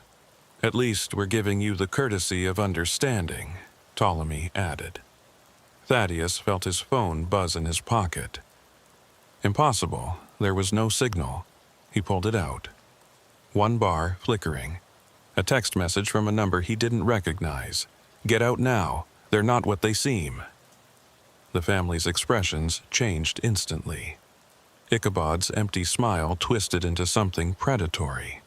Cordelia's motherly demeanor evaporated like morning mist. Ptolemy's child face rippled, showing something underneath that was definitely not a child. "Who's texting you?" Ichabod demanded, reaching for the phone. Thaddeus pulled it back, but his movements were sluggish, like moving through syrup. Another text appeared. "They're feeding off your fear. The hunger isn't real. Fight it." "Give me the phone," Cordelia said, her voice no longer gentle. "No." A third text. "The trucks aren't real. The drivers aren't there. Look again." Thaddeus turned toward the trucks.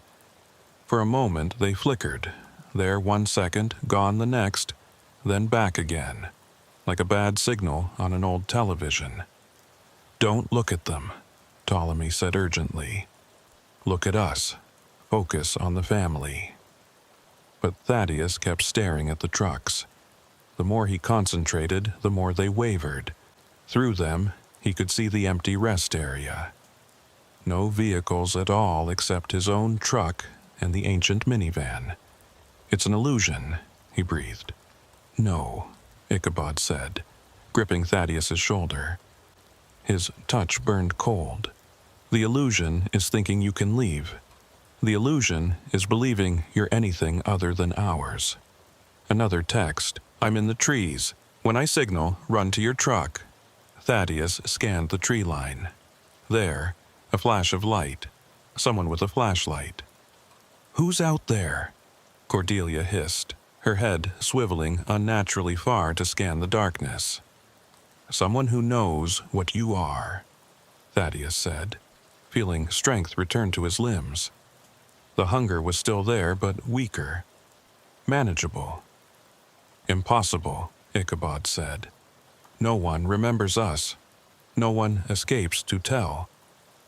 The flashlight flashed 3 times. The signal. Thaddeus ran. He'd never moved so fast in his life.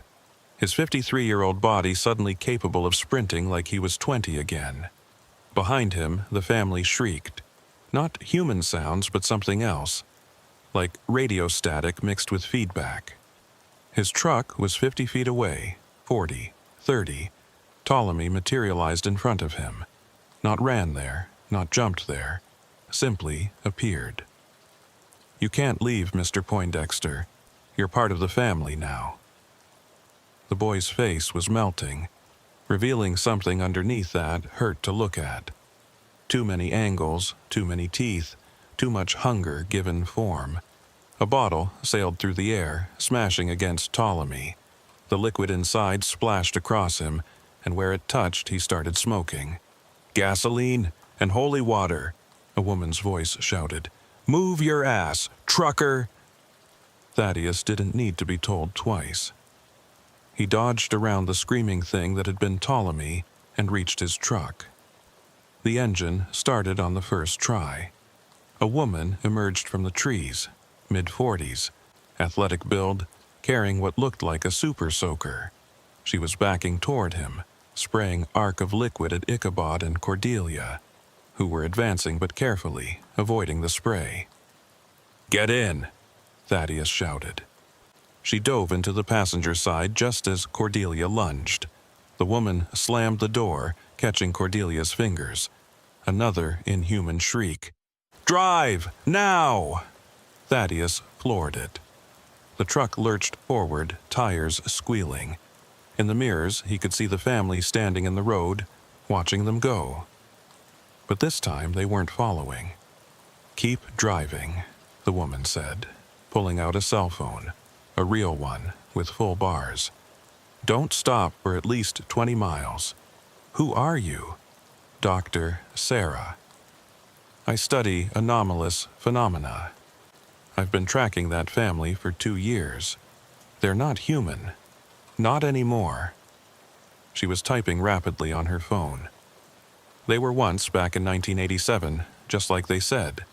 The Widdershins family from Akron, Ohio, disappeared on their way to Disney World. But what got them, that was much older." "What got them?"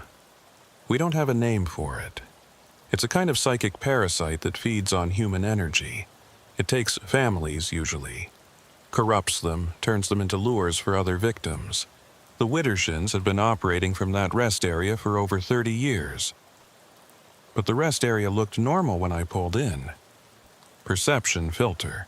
The parasite can manipulate what people see, make them believe things that aren't true. The hunger you felt? Psychosomatic. The trucks? Projections. Even the family's appearance is mostly illusion. Mostly? There are physical bodies, or what's left of them. The parasite keeps them animate, but they're essentially puppets. Thaddeus's hands shook on the steering wheel. Those texts, that was you? I've been monitoring that rest area. I have equipment that alerts me when someone stops there at night. I've saved 14 truckers in the past year, but I can't save them all. Why doesn't someone shut it down, close the rest area? Dr. Sarah laughed bitterly. I've tried, filed reports, contacted authorities, but the parasite's influence extends beyond the rest area. People forget, documents disappear, even video evidence becomes corrupted. The only ones who remember are those who've encountered it directly. So it just keeps happening.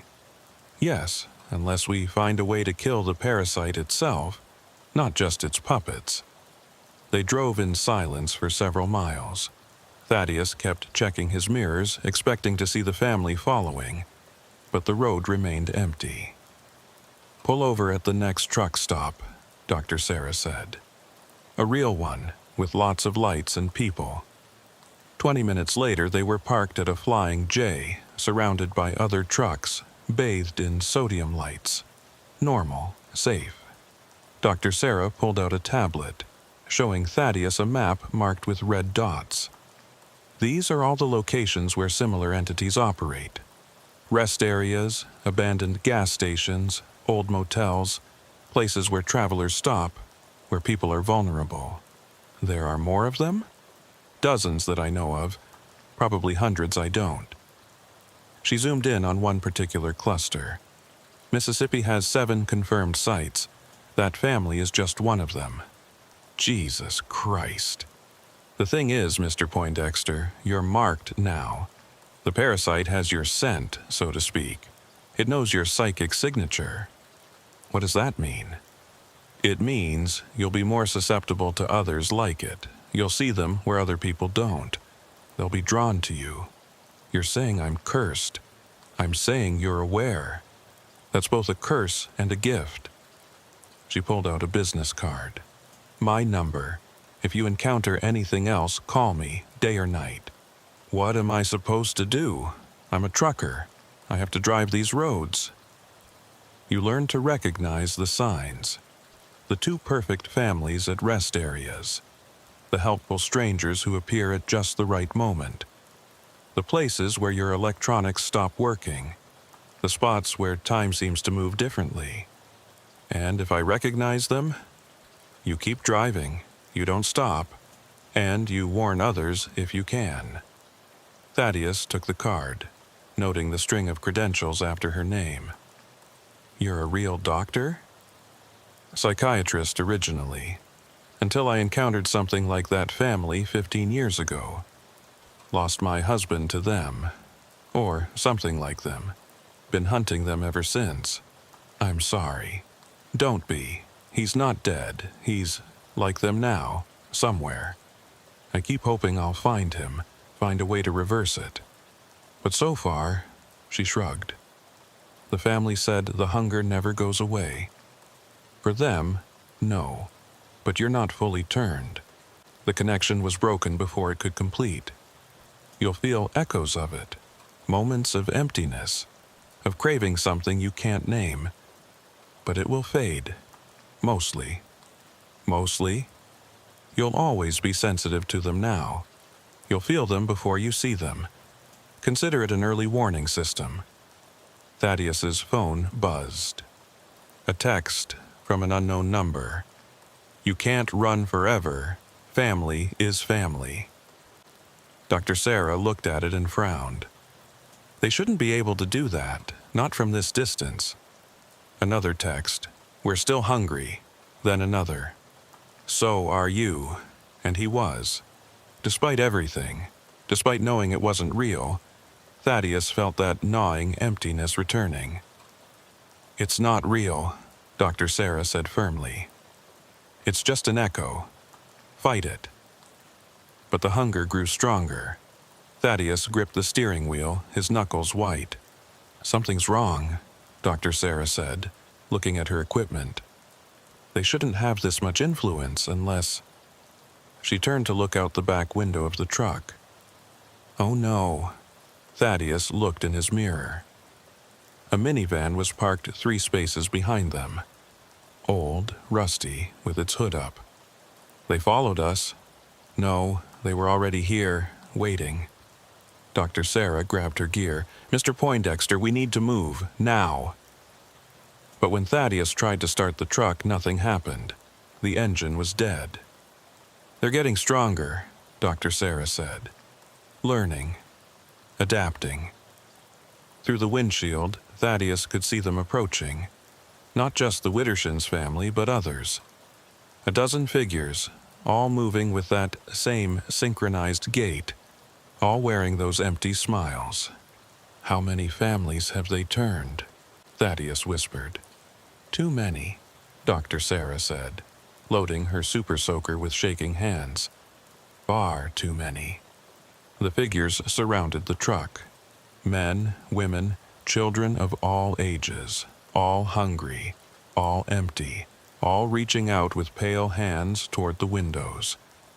Mr. Poindexter, Ichabod's voice came from everywhere and nowhere. You can't escape family. The windows began to crack, not from impact, but from pressure, from need, from hunger. When I say run, Dr. Sarah said, we run for the store. There are people there, witnesses. They can't maintain the illusion with too many observers. What if we don't make it? Then we become like them, another family hunting in the night. The windshield spider-webbed. Ready? Thaddeus nodded, though he wasn't ready. Could never be ready for this. The windshield exploded inward. Glass erupted across the cab like deadly confetti. Thaddeus threw himself sideways, pulling Dr. Sarah with him as thousands of fragments filled the air where their heads had been. Through the destroyed windshield, pale hands reached in, dozens of them, all grasping, all desperate. Now! Dr. Sarah shouted. They burst out the passenger door together, Thaddeus's bulk bowling over 2 of the creatures that had been Cordelia and someone else. A teenage girl in a Letterman jacket from some high school he didn't recognize. They hit the ground hard, and Thaddeus felt that cold burning where their skin touched his. The Flying J was 50 yards away, its bright lights promising safety. But between them and it stood at least 20 of the things, all moving to cut them off with that horrible synchronized precision. Dr. Sarah sprayed her mixture in a wide arc, creating a gap. Move! They ran. Behind them, Thaddeus could hear pursuit. Not footsteps, but something worse. A rustling like dead leaves skittering across pavement. He didn't look back. 30 yards, 20, a child appeared directly in their path. Not Ptolemy, but another boy, maybe 6 years old, wearing pajamas with cartoon dinosaurs. His eyes were ancient, empty, hungry. Please, the boy said. I'm so hungry. Dr. Sarah didn't hesitate. She kicked the child thing square in the chest, sending it flying. It made no sound as it hit the ground, just got back up and kept coming. 10 yards. The automatic doors of the Flying J sensed them and slid open. They dove through, Thaddeus crashing into a display of chips, Dr. Sarah rolling and coming up with her weapon ready. The fluorescent lights inside were harsh, beautiful, real. There were people, normal people. A tired cashier, 2 truckers getting coffee, a family arguing over snack choices. The thing stopped at the threshold. They couldn't cross. Not with so many witnesses. Sir, are you okay? The cashier, a young man with gauges in his ears, was staring at them with concern. Thaddeus realized how they must look, covered in glass fragments, sweating, terrified. There was an accident, Dr. Sarah said smoothly, despite her heavy breathing. Windshield exploded. Defective glass. We're fine, just shaken. Should I call the police? Already done, she lied. We just need a moment. Through the glass doors, Thaddeus could see them. Still there, still waiting. But to everyone else, they were invisible. The other customers walked past the doors without seeing the crowd of hungry dead standing just outside. They can't come in, Dr. Sarah whispered. Too many living minds, too much reality, it breaks their illusion. So we're safe, for now, but we can't stay here forever. Thaddeus's phone buzzed. Another text. Come outside. End this. Join the family. Then another. Everyone leaves eventually. And another. We have all the time in the world. Block the number, Dr. Sarah said. It's not a number, it just says unknown. Then turn the phone off. He did. It buzzed anyway. That's not possible, he said, staring at the dark screen now showing a message. You can't turn off hunger. Dr. Sarah pulled out her tablet, fingers flying across the screen. I'm calling in support. There's a network of us, people who've encountered these things and survived. We have protocols for situations like this. Situations like being trapped in a truck stop by hungry ghosts. More common than you'd think. One of the truckers getting coffee walked toward the door, heading out for a smoke. He couldn't see the things waiting outside. Stop him, Dr. Sarah said urgently. Thaddeus moved quickly, intercepting the man. Hey buddy, you got a light? Mine's in my truck. The trucker, an older black man with kind eyes, patted his pockets. Sure, hear you. Through the glass, Thaddeus saw Ichabod's face twist with rage. The thing that had been the Widdershins' patriarch pressed against the glass, and for just a moment, the trucker saw him. Jesus Christ! The trucker stumbled backward, lighter falling from his hand. What the hell is that? You can see them? Sarah asked, moving closer. See what I saw? I don't know what I saw. A face, but wrong. All wrong. You've encountered them before, Dr. Sarah said. It wasn't a question. Maybe not these ones, but something like them. You have the sensitivity. The trucker, his jacket said Marcus, looked between them. You talking about the things at rest stops? The families that ain't quite right? You know, Thaddeus breathed. Been driving 27 years. You see things. Learn what to avoid. Never stop at the Garrison exit in Kentucky. Never use the bathroom at the 12-mile service area in Montana. And never, ever help a family broken down at night. But you've never talked about it, Dr. Sarah said. Who'd believe me? Besides, talking about them seems to make them stronger. Like it invites them in. Outside, more figures were joining the crowd. Thaddeus recognized some of them from missing trucker posters he'd seen over the years. They all stood perfectly still, staring through the glass with their empty eyes. How long until dawn? Marcus asked. Dr. Sarah checked her phone. 3 hours. They'll be weaker then. Not gone, but weaker. Sunlight doesn't kill them, but it makes it harder for them to maintain the illusion. You know a lot about them, Thaddeus said. Marcus rolled up his sleeve, revealing old scars that looked like burns. Got too close once. Indianapolis, 2008. Family of 5 at a rest stop. Said their car was broken. I was young, stupid, helpful. They almost got me. Would have, if another trucker hadn't shown up with a flare gun. Fire hurts them? Fire, salt, running water. They're not ghosts, not exactly, but they follow some of the same rules. Why are there so many? Dr. Sarah was counting the figures outside. I've got 37 now. The Widdershins never traveled with this many. Maybe they called for help, Marcus said grimly. These things, they communicate somehow, share information. If one group finds a particularly tough target, they call in reinforcements, Thaddeus finished. His dead phone lit up again. 43 families now, more coming. 43 families, Dr. Sarah said, doing quick math. If each family is 4 people average, that's over 170 of them. They're pulling in every entity in Mississippi, Marcus said. Maybe from other states, too. The cashier was staring at them now. Y'all okay?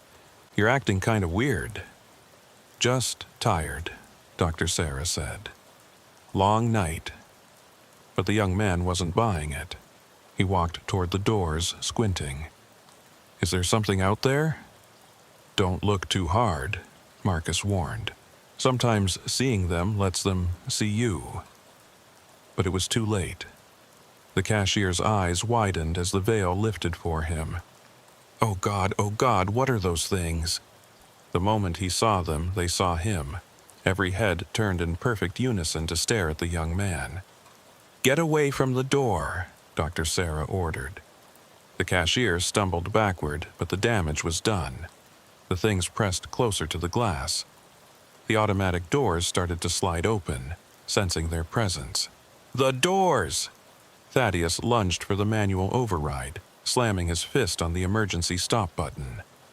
The doors froze halfway open. Cold air rushed in, carrying that sweet, sick smell of decay. And with it, whispers, so hungry. Join us. Family is forever. You can't fight the emptiness.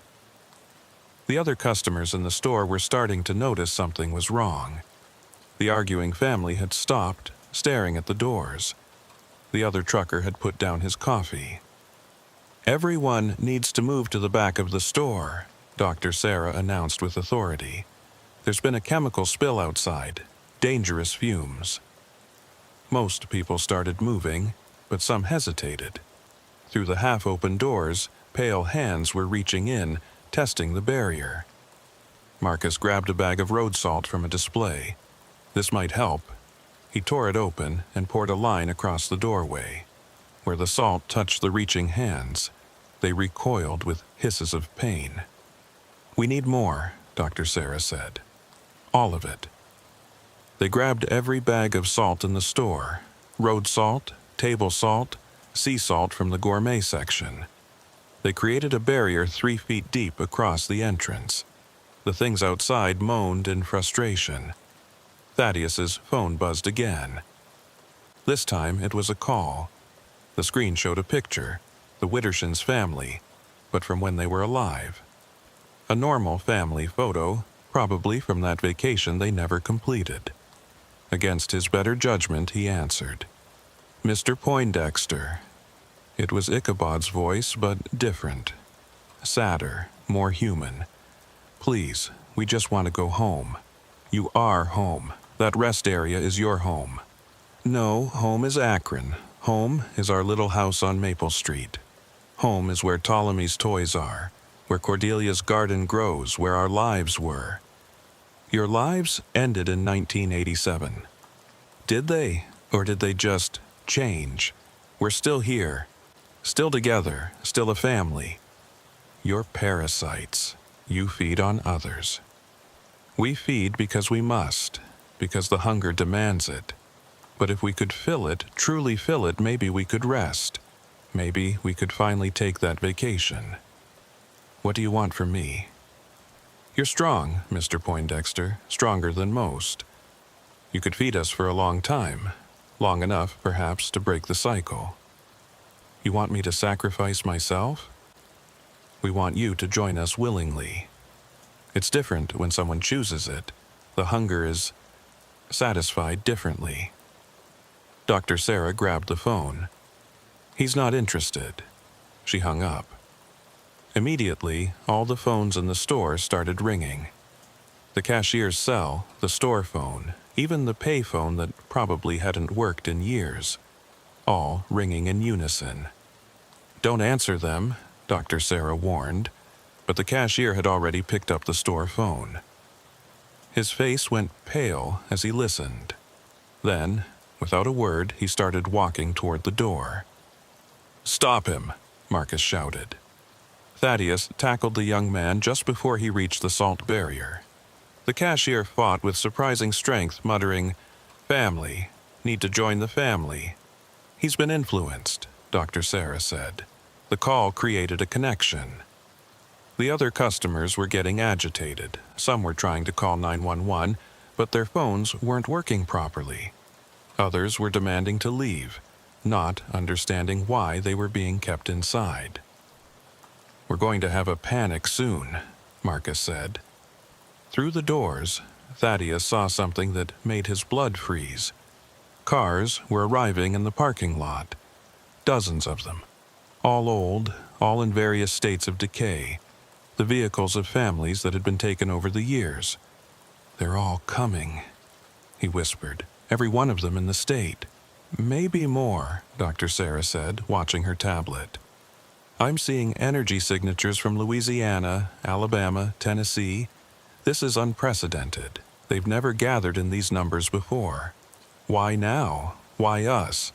Because you escaped twice. That's never happened before. You're an anomaly, and anomalies must be corrected." The fluorescent lights in the store began to flicker. The temperature dropped 10 degrees in seconds. "They're pushing against reality itself," Dr. Sarah said. "This many of them, all focused on one point. They might actually be able to break through. What happens if they do? Then this place becomes like the rest area, a wound in the world where the normal rules don't apply." The salt barrier began to smoke. The crystals were darkening, consumed by some invisible force. "We need another solution," Marcus said. Dr. Sarah was typing frantically on her tablet. "I've sent out an emergency call. Every hunter in 5 states knows what's happening, but help won't arrive in time.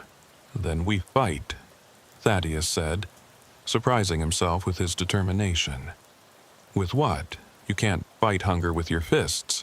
"No, but you can feed it." They all looked at him.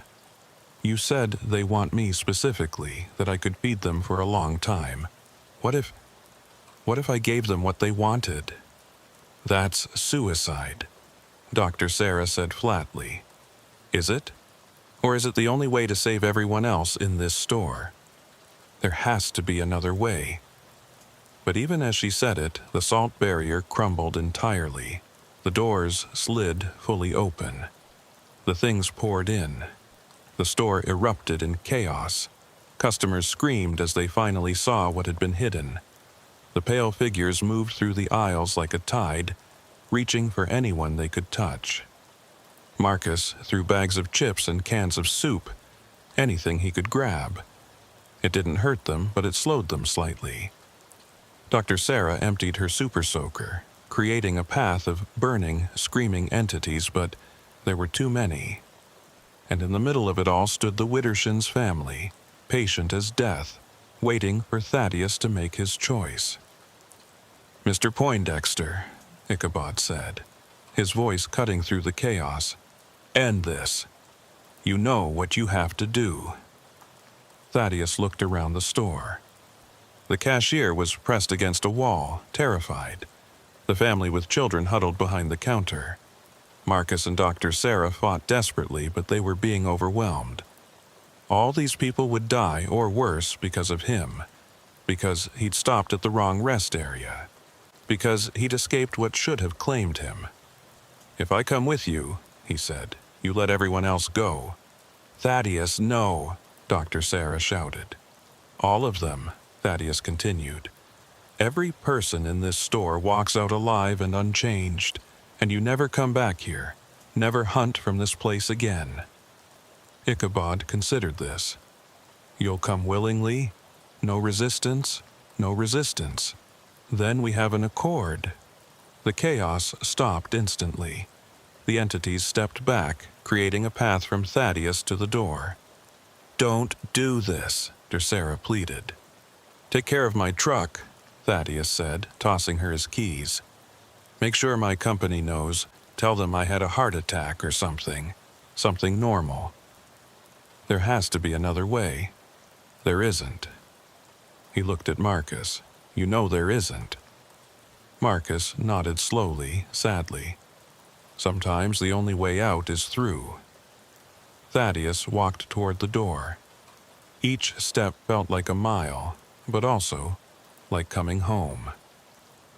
The hunger inside him, the one he'd been fighting, rose to meet its kin. The Widdershins family surrounded him as he exited the store. But something was different.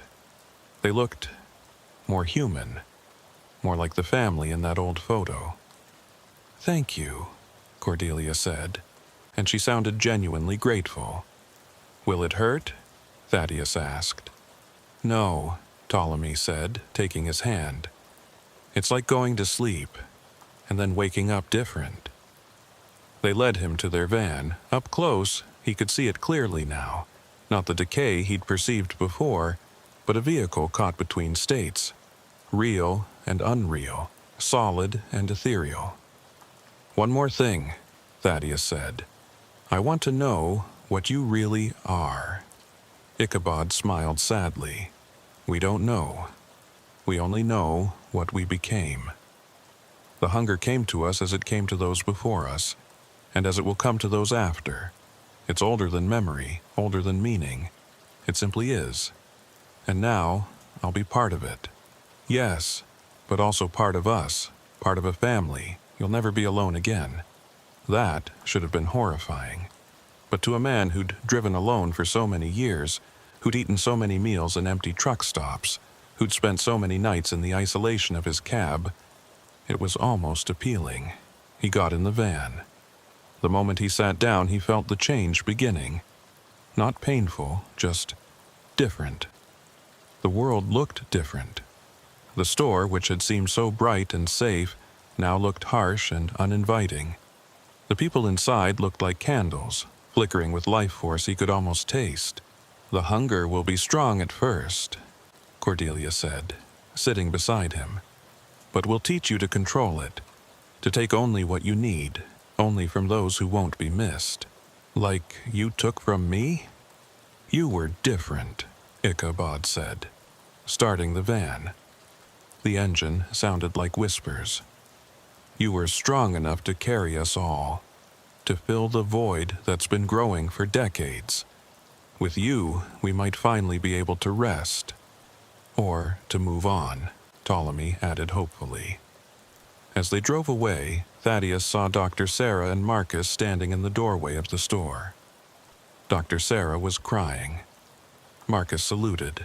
His phone, his dead, turned-off phone, lit up one last time. A text from Dr. Sarah. I'll find a way to save you, I promise. But Thaddeus knew she wouldn't. Couldn't. Because he was already gone, already changing, already becoming something else. The convoy of dead families followed them out of the parking lot, a funeral procession for his humanity. They drove back toward the rest area, back to the space between spaces where things like them belonged. As the miles passed, Thaddeus felt his old life falling away. His memories became fuzzy, distant. His name started to feel foreign. The hunger grew, but so did something else, a sense of belonging, of purpose. Welcome to the family, the Widdershins said in unison. And despite everything, despite the horror of what he'd become, Thaddeus found himself saying, "Thank you."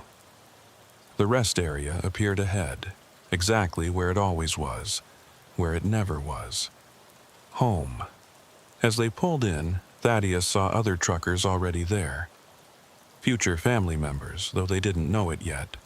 One of them, a young woman driving a FedEx truck, was walking toward the restroom. Should we? Cordelia asked. The hunger surged, demanding, relentless. Yes, Thaddeus heard himself say, we should. They got out of the van, moving in perfect synchronization. The woman looked up, saw them, smiled uncertainly. Hi there, Thaddeus said, his voice already taking on that hollow, pleasant tone. Having trouble with your truck? We'd be happy to help. We're like a family here. The woman's smile widened. That's so kind of you. Actually, I could use some help. And so it continued. And so it would always continue, until the hunger was finally fed. But the hunger is never fed. The GPS had been acting strange for the last 40 miles, cutting in and out with bursts of static that sounded almost like whispers. Bartholomew Quimbley had driven these Mississippi backroads for 12 years, but tonight, in the thick of a moonless August night, nothing looked familiar. He'd taken what he thought would be a shortcut off Highway 61, following a route suggested by another trucker at the last weigh station. Saves you an hour if you're heading to Natchez, the man had said, sketching out directions on a napkin. Just follow County Road 427 until you hit the fork, then bear left. But there had been 3 forks so far, and no sign of County Road 427. Bartholomew's Peterbilt rumbled through the darkness, high beams cutting through humidity so thick it looked like fog. The 40-foot refrigerated trailer behind him was loaded with medical supplies bound for a hospital in Natchez, supplies that absolutely had to arrive by morning. The penalty clause in the contract would bankrupt his small owner-operator business if he failed to deliver on time. At 61 years old, Bartholomew had thought he'd seen everything the road could throw at him. He'd driven through blizzards in Montana, sandstorms in Nevada, even a tornado in Oklahoma. But being lost in Mississippi felt different. Wrong. The trees pressed in on both sides of the narrow road, Spanish moss hanging like funeral shrouds. No lights anywhere except his own. No other vehicles. No signs of civilization at all. The fuel gauge read a quarter tank. Enough to go maybe 60 more miles if he was careful. The problem was, he had no idea if he was 60 miles from anywhere or 600. His phone showed no signal, hadn't for the last hour. The CB radio produced nothing but static on every channel. Even the satellite radio had gone quiet, leaving him alone with the rumble of the engine and his increasingly anxious thoughts. A shape appeared in the road ahead. Bartholomew hit the brakes, the trailer's weight pushing against the cab as he brought the rig to a stop. A tree had fallen across the road, a massive oak that must have been growing for centuries. There was no way around it. The ditches on either side were too deep for his truck to navigate. Damn it all to hell, Bartholomew muttered, setting the parking brake. He'd have to back up, find somewhere to turn around. But as he put the truck in reverse, his backup lights illuminated something that made his blood run cold. Another tree had fallen across the road behind him. He was certain it hadn't been there when he'd passed. He would have seen it, would have felt the truck drive over even a branch. He was trapped. Bartholomew sat in his cab for a moment, considering his options. He could wait until morning, hope someone came along. But the medical supplies needed refrigeration, and his trailer's cooling unit would drain the battery if he let it run all night without the engine going. He could try to move one of the trees, but even the smaller one probably weighed several tons. Then he saw the light. Off through the trees to his right, maybe 100 yards into the forest, a warm yellow glow like lamplight. A house? Way out here? He grabbed his flashlight and his phone, locked the truck, and started walking toward the light. The ground was soft, spongy with decades of decomposed leaves. The air smelled of rot and stagnant water. Something rustled in the underbrush, keeping pace with him but staying just out of his flashlight's beam. The light grew brighter as he pushed through the undergrowth. Then, suddenly, the trees opened up into a cleared area. and Bartholomew found himself looking at the most incongruous thing he'd ever seen in the Mississippi backwoods. It was a house, but not the rundown shack or modest farmhouse he'd expected. This was a mansion, 3 stories of pristine white columns and wraparound porches, like something out of Gone with the Wind. Every window blazed with light, and he could hear music, old-timey jazz, drifting from inside. A couple sat on the front porch in rocking chairs, despite the late hour. The man stood as Bartholomew approached, and even in the dim porch light, Bartholomew could see he was dressed like someone from another era. Suspenders, bow tie, hair slicked back with pomade. "Well, well," the man called out in a cultured southern accent. "A visitor. How delightful. I'm Archibald Pennywhistle, and this is my wife, Magnolia." The woman stood as well, smoothing down a dress that belonged in a 1950s catalog. She was beautiful in an unsettling way, like a porcelain doll that had been too perfectly painted. "I'm sorry to bother you folks," Bartholomew said, stopping at the porch steps. "My truck is blocked by fallen trees and I'm lost. I was wondering if I could use your phone." Archibald and Magnolia exchanged a look that Bartholomew couldn't quite read. "Oh, I'm afraid we don't have a telephone," Archibald said. "We prefer to live simply out here, away from all that modern nonsense." "No phone?" Bartholomew looked at the house again. Electric lights blazed in every room. He could hear the jazz coming from what sounded like a record player, but a very high-quality one. "Maybe you could tell me where I am, then?" Bartholomew asked. "I was trying to find County Road 427. 427? Magnolia laughed, a tinkling sound like breaking china. "My dear man, there hasn't been a County Road 427 in these parts for 30 years. They rerouted everything when they built the new highway." 30 years? But the trucker at the way station had just— "You look tired," Archibald said, descending the porch steps. Up close, Bartholomew could see the man's skin had an odd quality to it, too smooth, like wax. "Why don't you come in, have some refreshment? We so rarely have visitors. I really should get back to my truck." "Nonsense. Those trees aren't going anywhere, and neither is your truck. Come, let us offer you some proper Southern hospitality." There was something in the way he said it that made it sound less like an invitation and more like a command. Magnolia had moved to the front door, holding it open, and the warm light spilling out did look inviting. Bartholomew was tired. He was lost. And these people, odd as they seemed, were his only hope of finding his way out. "Just for a few minutes," he said. The inside of the house was even more anachronistic than the outside.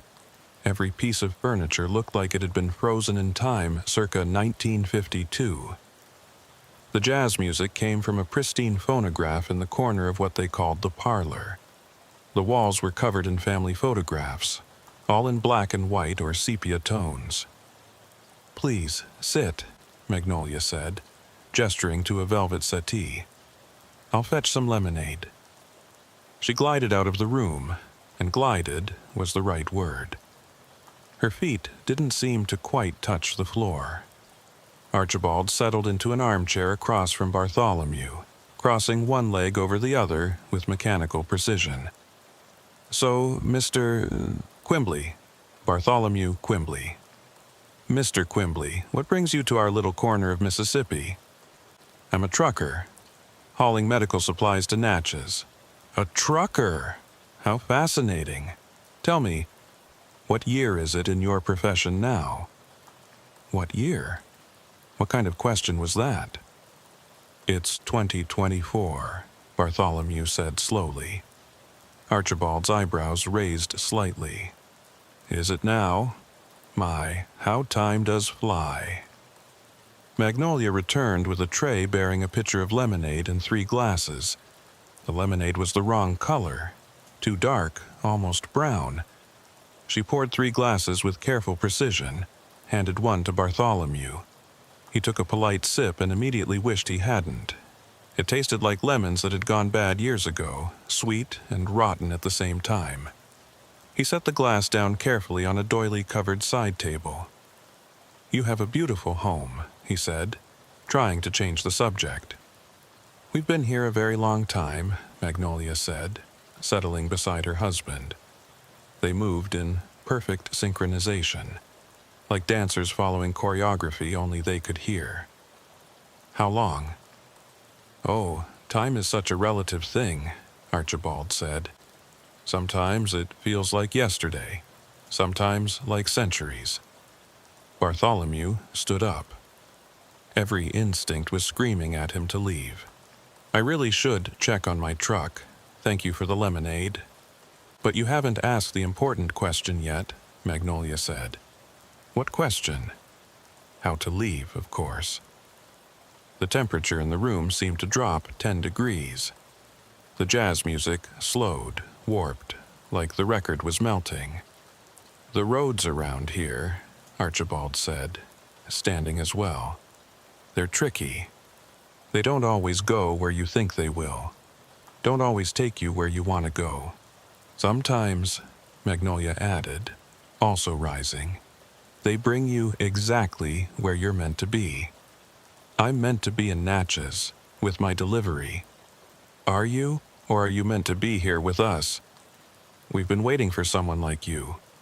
Someone like me. Someone strong. Someone with endurance. Someone who can help us with our particular situation." Bartholomew backed toward the door. "I think there's been a misunderstanding. I just need directions." "We all need something, Mr. Quimbley," Archibald said, following him step for step. "You need directions. We need assistance."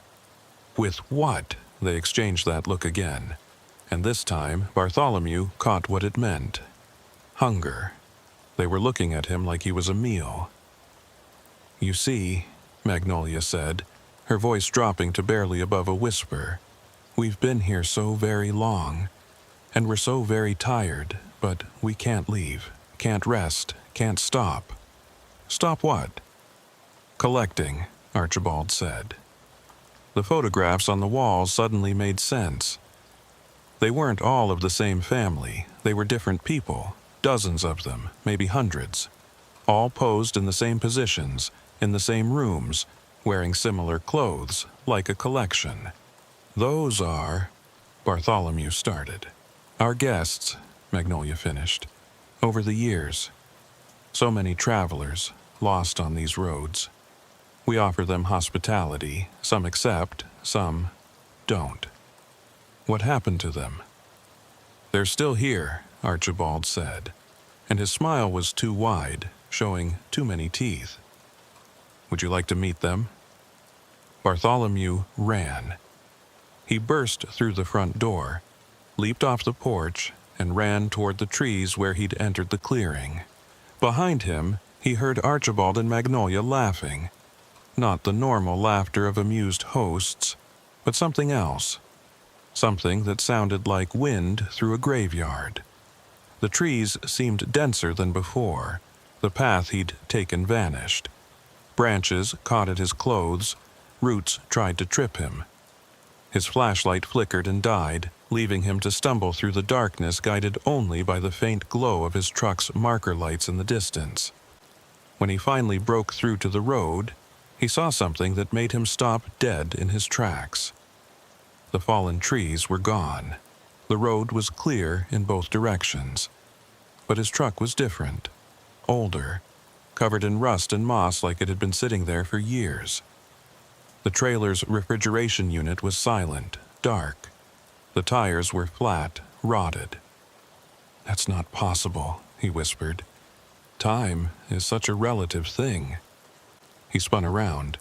Archibald and Magnolia stood at the edge of the forest, still in their perfect clothes, still wearing their perfect smiles. "Your truck has been here for quite some time," Magnolia said. "Though, I suppose it's only been a few minutes for you." "That's not my truck." "Isn't it? Check the registration." Check the cargo. Against his better judgment, Bartholomew approached the cab. The door creaked open on rusty hinges. Inside, scattered on the seat, were his possessions, his logbook, his sunglasses, his coffee mug. But they were aged, faded, covered in dust. The logbook's last entry was dated August 15, 2024. Today's date? No, today's date was August 15, 2024. How long? He asked, not turning around. 3 years, Archibald said. You've been our guest for 3 years. That's impossible. I just got here. You just got here. You've been here for 3 years. Both are true. Time doesn't work quite right around our house. Bartholomew's phone, dead for so long, suddenly lit up. Dozens of messages flooded in. Missed calls, texts, voicemails, all dated over the course of 3 years. His company wondering where he was. His sister filing a missing person report. His ex-wife calling to say she was sorry about their last fight. Please come home. This is a trick. The only trick, Magnolia said, moving closer, is thinking time moves the same for everyone. You entered our house. You drank our lemonade. You became part of our collection, even if just for a moment. Then let me go. Oh, we will, Archibald said. We always let our guests go, eventually, after they've helped us. Helped you with what? Finding more guests, of course. You see, Mr. Quimbley, the house needs people.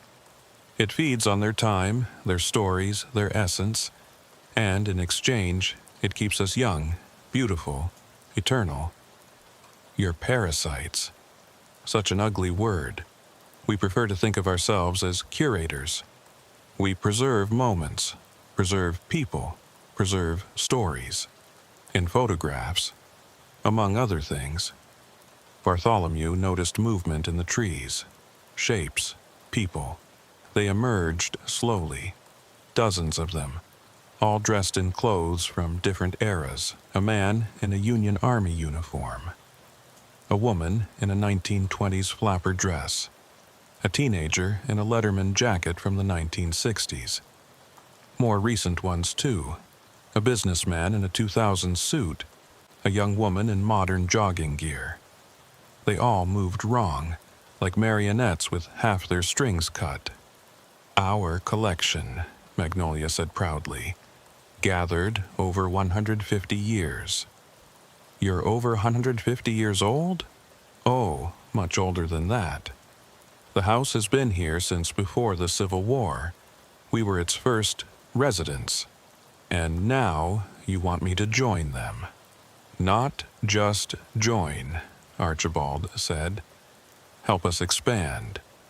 You see, the roads are changing. Fewer people get lost now, with their GPS and smartphones. We need someone who knows the modern roads, who can guide travelers to us. I won't. Won't you? Magnolia touched his arm, and where her fingers made contact, Bartholomew felt his skin age, wrinkle, then return to normal. You've already lost 3 years. Your life outside is gone. Your job, your relationships, everything you knew. What do you have to go back to? She was right. Even if this was some kind of trick, even if only minutes had passed, who would believe him? He'd been missing for 3 years. His CDL would be expired. His truck was destroyed. His company had probably declared him dead. I see you understand, Archibald said. So here's our offer. Help us for, let's say, 10 years. Bring us travelers. Help maintain the collection. And then we'll let you go, with your youth restored and enough money to start over anywhere you want. 10 years? Which will pass like 10 minutes for you if you choose. Or like 10 actual years. Time is negotiable here. And if I refuse? They looked at the collected people around them. The Union soldier's mouth opened and closed, no sound coming out. The flapper woman reached toward Bartholomew with desperate, grasping fingers. "Then you join them," Magnolia said simply. "Another photograph on our wall, another story in our collection, forever." Bartholomew looked at the assembled collection of lost souls, their eyes pleading, their mouths forming silent words. The Union soldier kept pointing at something, his own throat, then at Archibald, then at the house, trying to communicate something. "What's he trying to say?" Bartholomew asked. "Oh, don't mind him," Archibald said dismissively. "Colonel Matthias has been trying to warn people for over a century.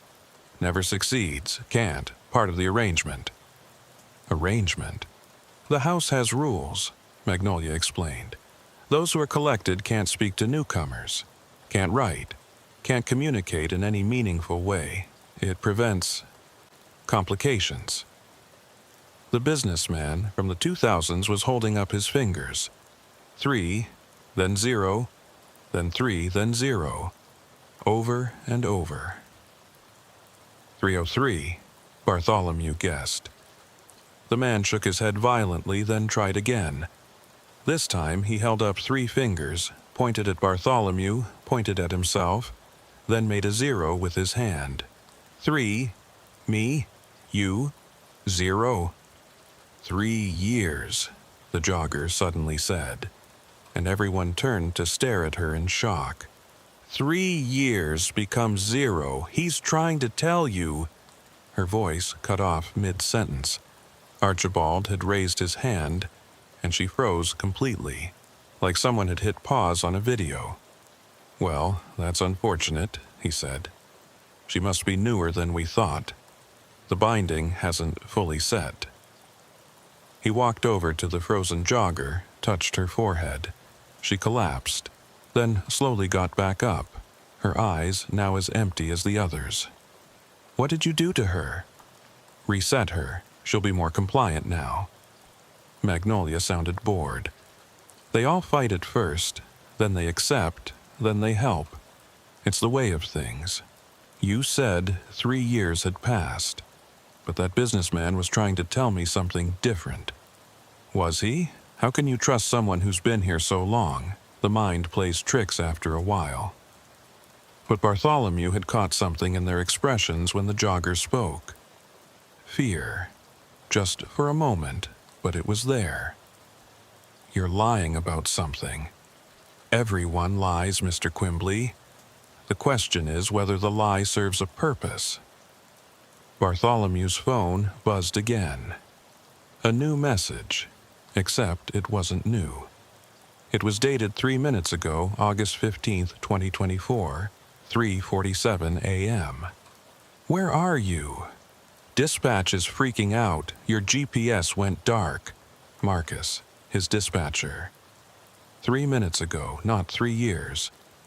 Interesting, Archibald said, reading over his shoulder. It seems the house can't quite decide what timeline you belong to. Because I haven't agreed to anything. Precisely. You're in flux. Schrodinger's trucker, you might say. Both here and not here, both then and now. Then I can still leave. Can you? Magnolia gestured to his truck. It flickered, alternating between rusted hulk and functional vehicle. Which version would you drive? The one that's been rotting for 3 years? Or the one that doesn't exist yet? This was giving Bartholomew a headache. None of this makes sense. It doesn't have to make sense, it just has to be. Archibald walked back toward the house. Come, let us show you something that might clarify matters. Bartholomew didn't want to go back into that house, but the collected people parted to form a path, gently herding him forward. He could run, but where? The roads might not even be real. The house looked different this time. Older, the white paint was peeling. The columns showed cracks. Inside, the pristine 1950s furniture was interspersed with items from other eras. A Victorian fainting couch, a medieval tapestry, a flat-screen TV that looked brand new. The house exists in all times simultaneously, Magnolia explained. We've simply learned to navigate it. They led him upstairs, down a hallway that was much longer than the house's exterior dimensions should have allowed. Doors lined both sides, each marked with a year. 1863, 1919, 1955, 1987, 2001, 2020. Each room is a moment, Archibald said. A captured piece of time when someone joined our collection. He opened the door, marked 2021. Inside, Bartholomew could see the jogger. Not the empty-eyed puppet from outside, but the real her, frozen mid-scream as she realized what was happening. The room around her was a perfect snapshot of the moment. Leaves falling outside the window suspended in mid-air. A bird frozen mid-flight. She's still in there, Bartholomew said. Still aware. Of course. That's what makes it valuable. The fear, the realization, the moment of transition. The house feeds on that. You're torturing them. We're preserving them, Magnolia corrected. Without us, without the house, they would have died on these roads, crashed their cars, had heart attacks, been murdered by actual criminals.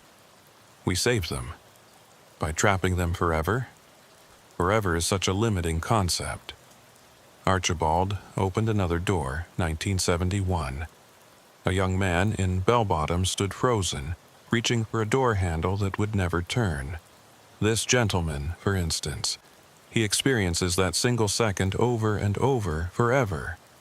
But to him, it's always the first time. He doesn't know he's trapped. The suffering you imagine doesn't exist. But the ones outside do know. Those are echoes, shadows. The real them are here, safe, preserved. And you want me to help you add more. The house must feed, Mr. Quimbley. If it doesn't, it collapses. And when it collapses, all these moments collapse with it. All these people die, truly die, all at once. They showed him more rooms. So many rooms. Men, women, children even. All frozen, all preserved, all fuel for whatever the house was. "What is this place?" Bartholomew asked. "Really? Not the lies, not the metaphors. What is it?" Archibald and Magnolia exchanged looks. "We don't know," Magnolia admitted. "We found it, or it found us, in 1847. We were newlyweds, heading west, when our wagon broke down. The house was here, empty, waiting. We went inside for shelter. And we never left," Archibald continued. "Couldn't leave. The house wouldn't let us, but it offered us a deal. Feed it and live forever. Refuse and become like them. So you chose to become monsters. We chose to survive. Anyone would. I wouldn't. Wouldn't you?" Magnolia opened a door at the end of the hall. Unlike the others, it had no year marked on it. Look, inside was Bartholomew, or a version of him. Older, grayer, sitting in a rocking chair on a porch that looked exactly like the one downstairs.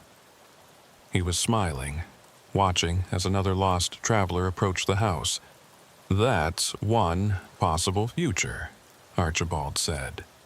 "You, having accepted our offer, having lived here for 20 years, helping us, happy, in your way. That's not me, not yet." Magnolia opened another unmarked door. This one showed Bartholomew frozen like the others, caught in a moment of pure terror. And that's another possibility. You having refused, preserved forever in that single instant of realization. You're showing me these to scare me into agreeing. We're showing you these because they already exist. The house experiences all time simultaneously, remember? Every possible outcome has already happened. We're just waiting to see which one you'll choose. Bartholomew's phone rang. An impossible call, given there was no signal, he answered it. "Bartholomew." It was his own voice, old and tired. "Listen to me. Don't trust them, but don't refuse them either. There's a third option." "Who is this?" "You." "From a timeline where I figured it out. The house has rules. It can only take what's freely given or forcibly refused. But if you neither accept nor reject..." The call cut off. Archibald was staring at the phone with genuine surprise. "That shouldn't be possible. Seems like a lot of impossible things are happening tonight." "The house is confused by you," Magnolia said, and for the first time she sounded worried. "You're not reacting as the others did. Maybe because I'm different. Or maybe," said a new voice, "because he's not alone." They all turned. A woman stood in the hallway, though she hadn't been there a moment before. Middle-aged, wearing modern clothes, carrying what looked like a modified CB radio. "Impossible," Archibald said. "No one can enter the house without invitation." "I didn't enter," the woman said. "I've been here all along. Room 1987. She looked at Bartholomew. "Dr. Rebecca Morrison, parapsychologist. I've been studying this place from the inside for 37 years, or 3 minutes times funny here." "You're one of the collected?" "Was, until about 5 minutes ago when your presence disrupted things. You're causing temporal fluctuations. The house can't figure out when you are, so it's losing its grip on all of us." "That's not possible," Magnolia insisted, but her perfect composure was cracking. "The house's power is absolute." "The house's power is based on consistency," Dr. Morrison corrected. "Every person it takes follows the same pattern. Arrival, invitation, choice, collection.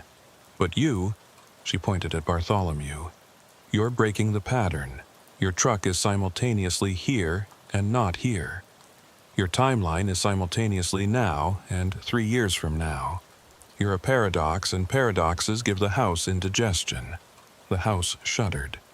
Not like an earthquake, but like reality itself hiccuped. For a moment, Bartholomew saw through the walls, saw all the rooms at once, all the trapped souls, all the possible futures and pasts bleeding together. "Stop it," Archibald commanded. "You're destroying everything." "Good," Dr. Morrison said. She turned a dial on her device and static filled the air, but not random static. It had a pattern, a frequency. "This is a temporal disruption signal. I've been building it piece by piece every time the house let me have a moment of awareness. It's designed to amplify paradoxes." The hallway stretched and compressed. Doors opened and slammed shut. The collected souls from outside began appearing in the hallway, their eyes gradually becoming less empty. "If the house collapses, everyone dies," Magnolia screamed, "including you." "Maybe," Dr. Morrison said. "Or maybe we all go free. Only one way to find out." She cranked the dial higher. The static became a shriek. The house's lights flickered between gas lamps, candles, electric bulbs, and LED strips. Time was coming apart at the seams. "Choose!" Archibald grabbed Bartholomew. "Accept or refuse. Either one. Just choose and end this." But Bartholomew remembered the phone call, his own voice telling him there was a third option. "I choose neither," he said. The house went silent. Completely, utterly silent. Even the static stopped. "What?" Magnolia whispered. "I don't accept your offer, but I don't refuse it either. I simply decline to choose. You have to choose. Those are the rules. Your rules, the house's rules. But I'm not playing by them." The house shuddered again, more violently. Cracks appeared in the walls, but through them, Bartholomew could see not the outside, but other times, the Civil War, The Great Depression. Last Tuesday. You're breaking it, Archibald said, and for the first time he sounded afraid. No, Dr. Morrison said. He's freeing it. The house isn't evil, it's trapped too, forced to play this same game over and over. Feed or die. Collect or collapse.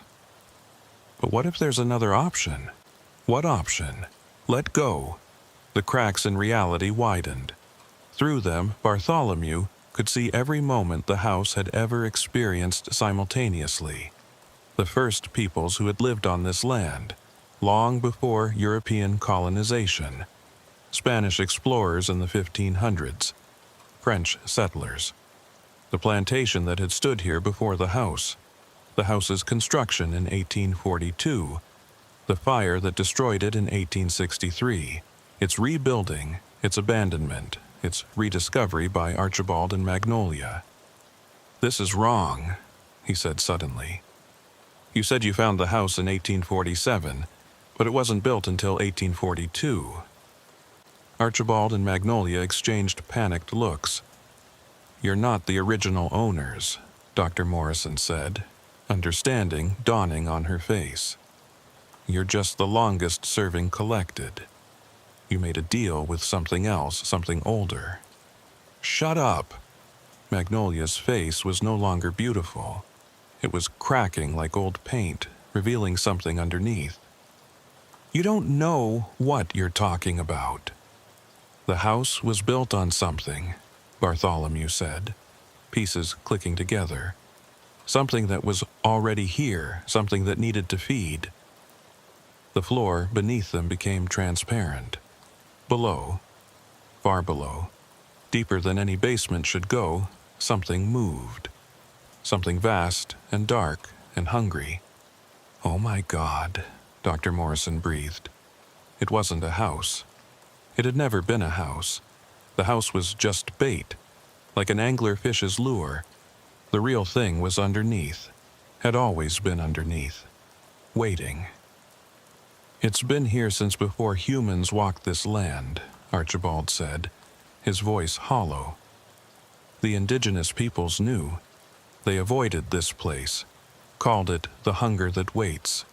But European settlers didn't listen, built here anyway. And it adapted," Magnolia added. "Learned to use human structures, human forms, learned to feed more efficiently. And you help it. We have no choice." Archibald's facade cracked completely, revealing not a monster but a terrified man. "It has us. Has had us for so long we don't remember who we really were. We're as trapped as anyone." "Then help us stop it," Dr. Morrison said. "Can't. The binding is too strong. We can only do what it wants." The thing below stirred. The house shook. Through the transparent floor, Bartholomew could see tentacles. No, not tentacles. Something worse. Extensions of space-time itself, reaching through dimensions, through moments, collecting, feeding, growing. "But he can," Magnolia pointed at Bartholomew. "He's not bound, not collected, not yet. What can I do against that?" "Choose," Dr. Morrison said. "But not the choice they offered. Choose something else entirely." "Like what?" "The house, the thing. It feeds on transitions. The moment someone goes from free to trapped, from alive to preserved, it's addicted to that moment of change. So, give it the ultimate transition. Give it its own death." "How?" Dr. Morrison held up her device. "This doesn't just disrupt time. It reverses it. Locally, anyway. I can send the house back to before it existed, but someone has to activate it from inside the thing's true body. That's suicide. Maybe, or maybe it's the only way any of us get out of here." The collected souls were all in the hallway now, dozens of them, all looking at Bartholomew with desperate hope. The Union soldier, the flapper, the businessman, the jogger, all the photographs from the walls, Real people, trapped for so long they'd forgotten their own names. If I do this, what happens to them? They go back, Dr. Morrison said, to their own times, their own lives, as if this never happened. And the penny whistles? Archibald and Magnolia looked at each other with something that might have been relief.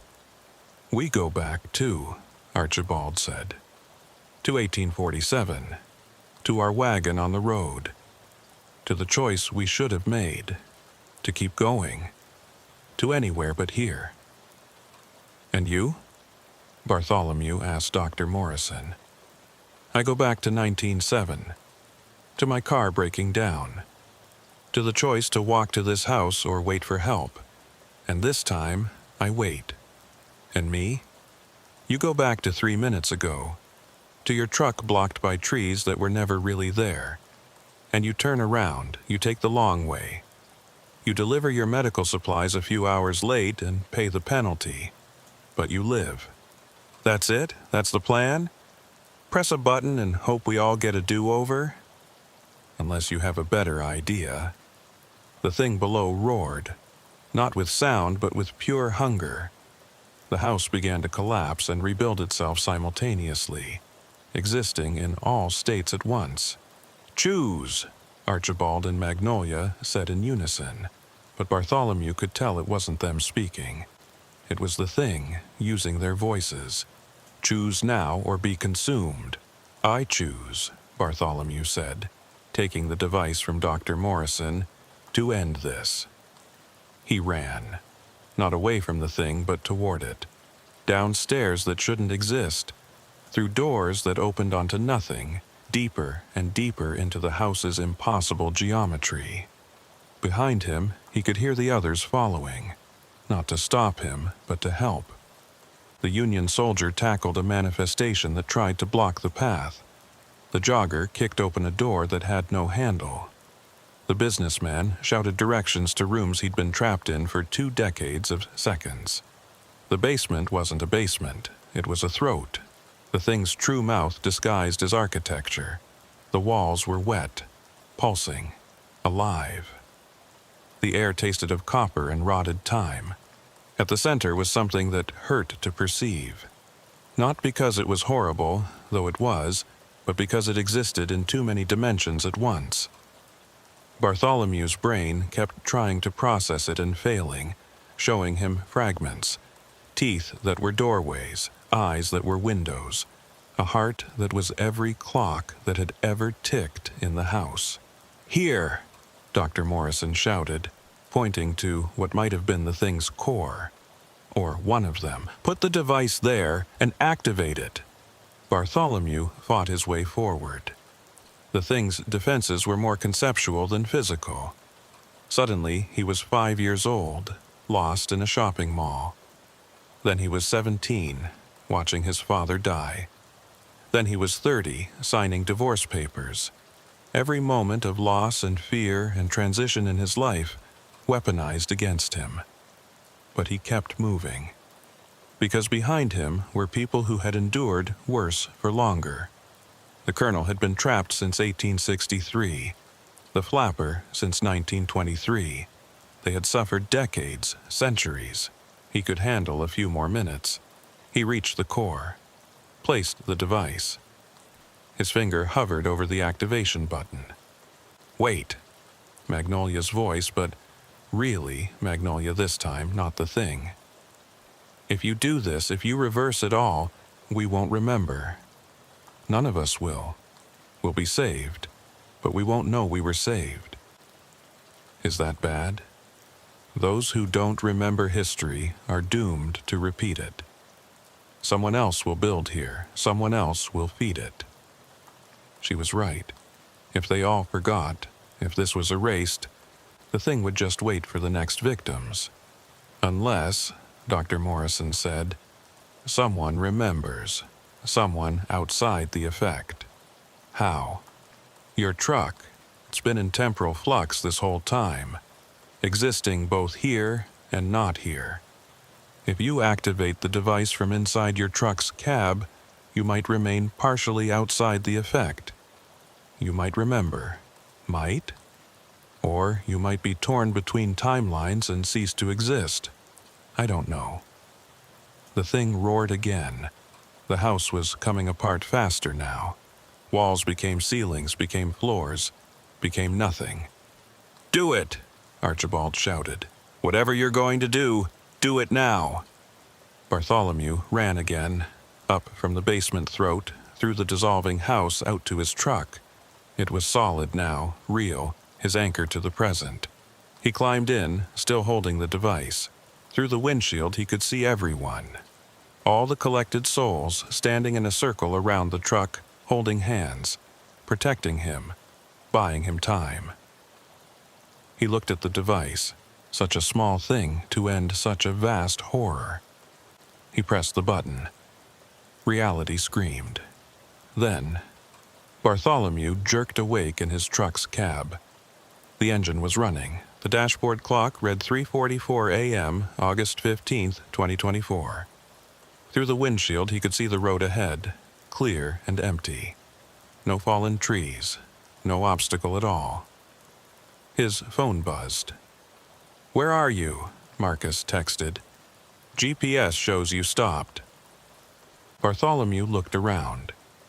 He was on a small pull-off on a back road. Why had he stopped? He couldn't remember. Something about trees? A house? He shook his head, trying to clear the fog. He'd been driving for too long, that was all. Microsleep, dangerous. He pulled back onto the road, checking his GPS. He was only 40 miles from Natchez. He'd make his delivery on time after all. As he drove, he noticed something in his cup holder. A piece of paper, folded and worn. He didn't remember putting it there. At the next red light, he unfolded it. It was a note in his own handwriting. "The Penny Whistle house is real. County Road 427 doesn't exist. If you see the lights through the trees, don't stop. The thing below is still hungry, still waiting. Remember, someone has to remember." Below that, in different handwriting, "Thank you. Archibald and Magnolia. Penny Whistle, 1847. And below that, in yet another hand, "The device is under your seat, just in case. Dr. Rebecca Morrison, 1987. Bartholomew reached under his seat. His fingers found something metal, covered in dials and switches he didn't understand. He pulled over again, his hands shaking. Memories flooded back and not all of them, but enough. The house, the thing, the collected souls, the choice he'd made. He looked back at the road he'd just driven. In his mirrors he could see lights through the trees. Warm, inviting lights from a house that shouldn't exist. As he watched, a car slowed down. Its driver probably lost, probably tired, probably thinking how nice it would be to ask for directions. Bartholomew grabbed his CB radio, tuning to channel 19. "Breaker, breaker, this is Quimbley. Anyone southbound on the old highway near mile marker 47, do not, repeat, do not, stop at the house with the lights. Take the long way around." 10-4, Quimbley, came a voice. "Appreciate the heads up. Weird thing to warn about, though. You have no idea." The car on the road sped up, past the hidden turnoff to the house. Safe for now. Bartholomew put the device back under his seat and continued driving. He had medical supplies to deliver. But now he had another job, too. Watching. Warning. Remembering. Because the thing below was still there, still hungry. The house was still there, waiting for the next lost traveler. The penny whistles, in some timeline, were still trapped, still collecting. But now someone knew. Someone remembered. And as long as Bartholomew kept driving these roads, kept warning others, maybe that would be enough. His phone rang. Unknown number. "Mr. Quimbley." The voice was old, refined, familiar. "This is Archibald Pennywhistle, the real one, I mean, from 1847. That's impossible. The timeline was reversed. For most. But you created a paradox, remember? Some echoes remain. We're one of them. Magnolia and I, we're free, but we remember. We remember everything. Where are you? Oregon Territory. We made it west after all. Started a new life, had children, grew old, died. But part of us remembers, will always remember. Why are you calling? To warn you. The thing below, it remembers too. It knows what you did, and it's angry. What can it do? It's trapped in that house. For now. But it's learning, adapting, finding new ways to feed. There are other houses, Mr. Quimbley. Other places where reality is thin. It's spreading. How do I stop it? You don't, you can't. But you can warn others. You can teach them to recognize the signs. The too perfect hospitality. The offers that seem too good. The choices that aren't really choices. That's all? That's everything. Knowledge is power, Mr. Quimbley. And now you have knowledge most people don't. Use it. The call ended. Bartholomew drove in silence for a while, processing everything. Then he noticed something. Other trucks on the CB were talking, and their conversation was strange. Yeah, pulled into this rest stop near Biloxi. Family there, acting real friendly. Too friendly, you know. 10-4. Same thing happened to me in Arkansas. Couple with a broken-down van. Something felt off. Brothers, if it feels wrong, it probably is. Keep rolling. They knew. Maybe not the details, maybe not the whole truth, but truckers were talking, warning each other. The network of knowledge was spreading. Bartholomew smiled grimly. The thing below might be ancient, might be vast, might be hungry. But humanity's greatest weapon had always been communication. Stories. Warnings passed from driver to driver, generation to generation.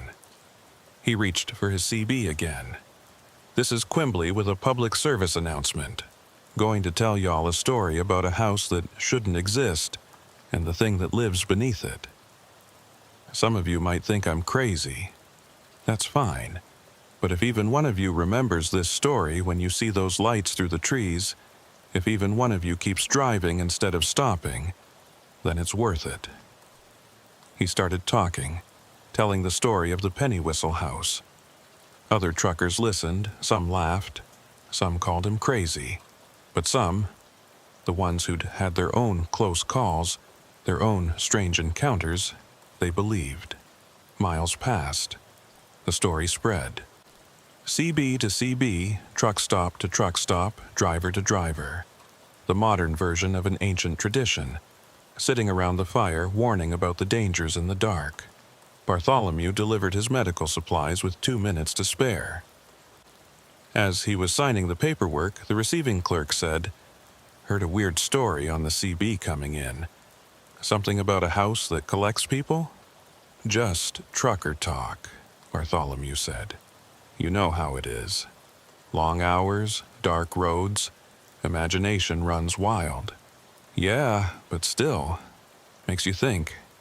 My cousin disappeared on these roads few years back. They found his truck, but never him." "Where?" "Old highway, near mile marker 47. Bartholomew's blood chilled. "Your cousin, what was his name?" "Robert, why?" He thought of the businessman in the 2000 suit desperately trying to communicate. "No reason, just, if you ever drive that stretch, don't stop, no matter what you see." The clerk laughed nervously. "You really believe that story?" "I believe in being careful. These roads, they're older than we think, and some things are older still." He left the clerk with that thought and headed back to his truck. He had another load to pick up, another long drive ahead. But now he had a purpose beyond just delivering cargo. Every mile he drove, he watched for the signs. Every trucker he met, he shared the warning. Most didn't believe, but some did, and those some told others. The network grew. 3 months later, Bartholomew was at a truck stop in Tennessee when he overheard two drivers talking. Family at a rest area tried to get me to come to their house. Middle of nowhere, Mississippi. Something about them felt wrong. You didn't go? Nah, remembered that story. The penny whistle warning, they're calling it. Probably saved my life. The penny whistle warning. It had a name now. It was becoming legend. Bartholomew smiled and ordered another coffee. Outside, his truck waited, the device still hidden under the seat. His insurance against the thing below, but his real weapon was simpler. It was the CB radio, the network of drivers, the ancient human tradition of warning others about dangers on the road. The thing below was old, hungry, patient, but humanity was older, hungrier for survival, and infinitely more patient. The roads stretched on, endless and dark. But they were a little safer now, because someone remembered, someone warned, someone watched, and somewhere, in a house that existed and didn't exist, in a time that was and wasn't, a thing that had fed on human souls for millennia felt something it had never felt before. Fear, because its prey was learning.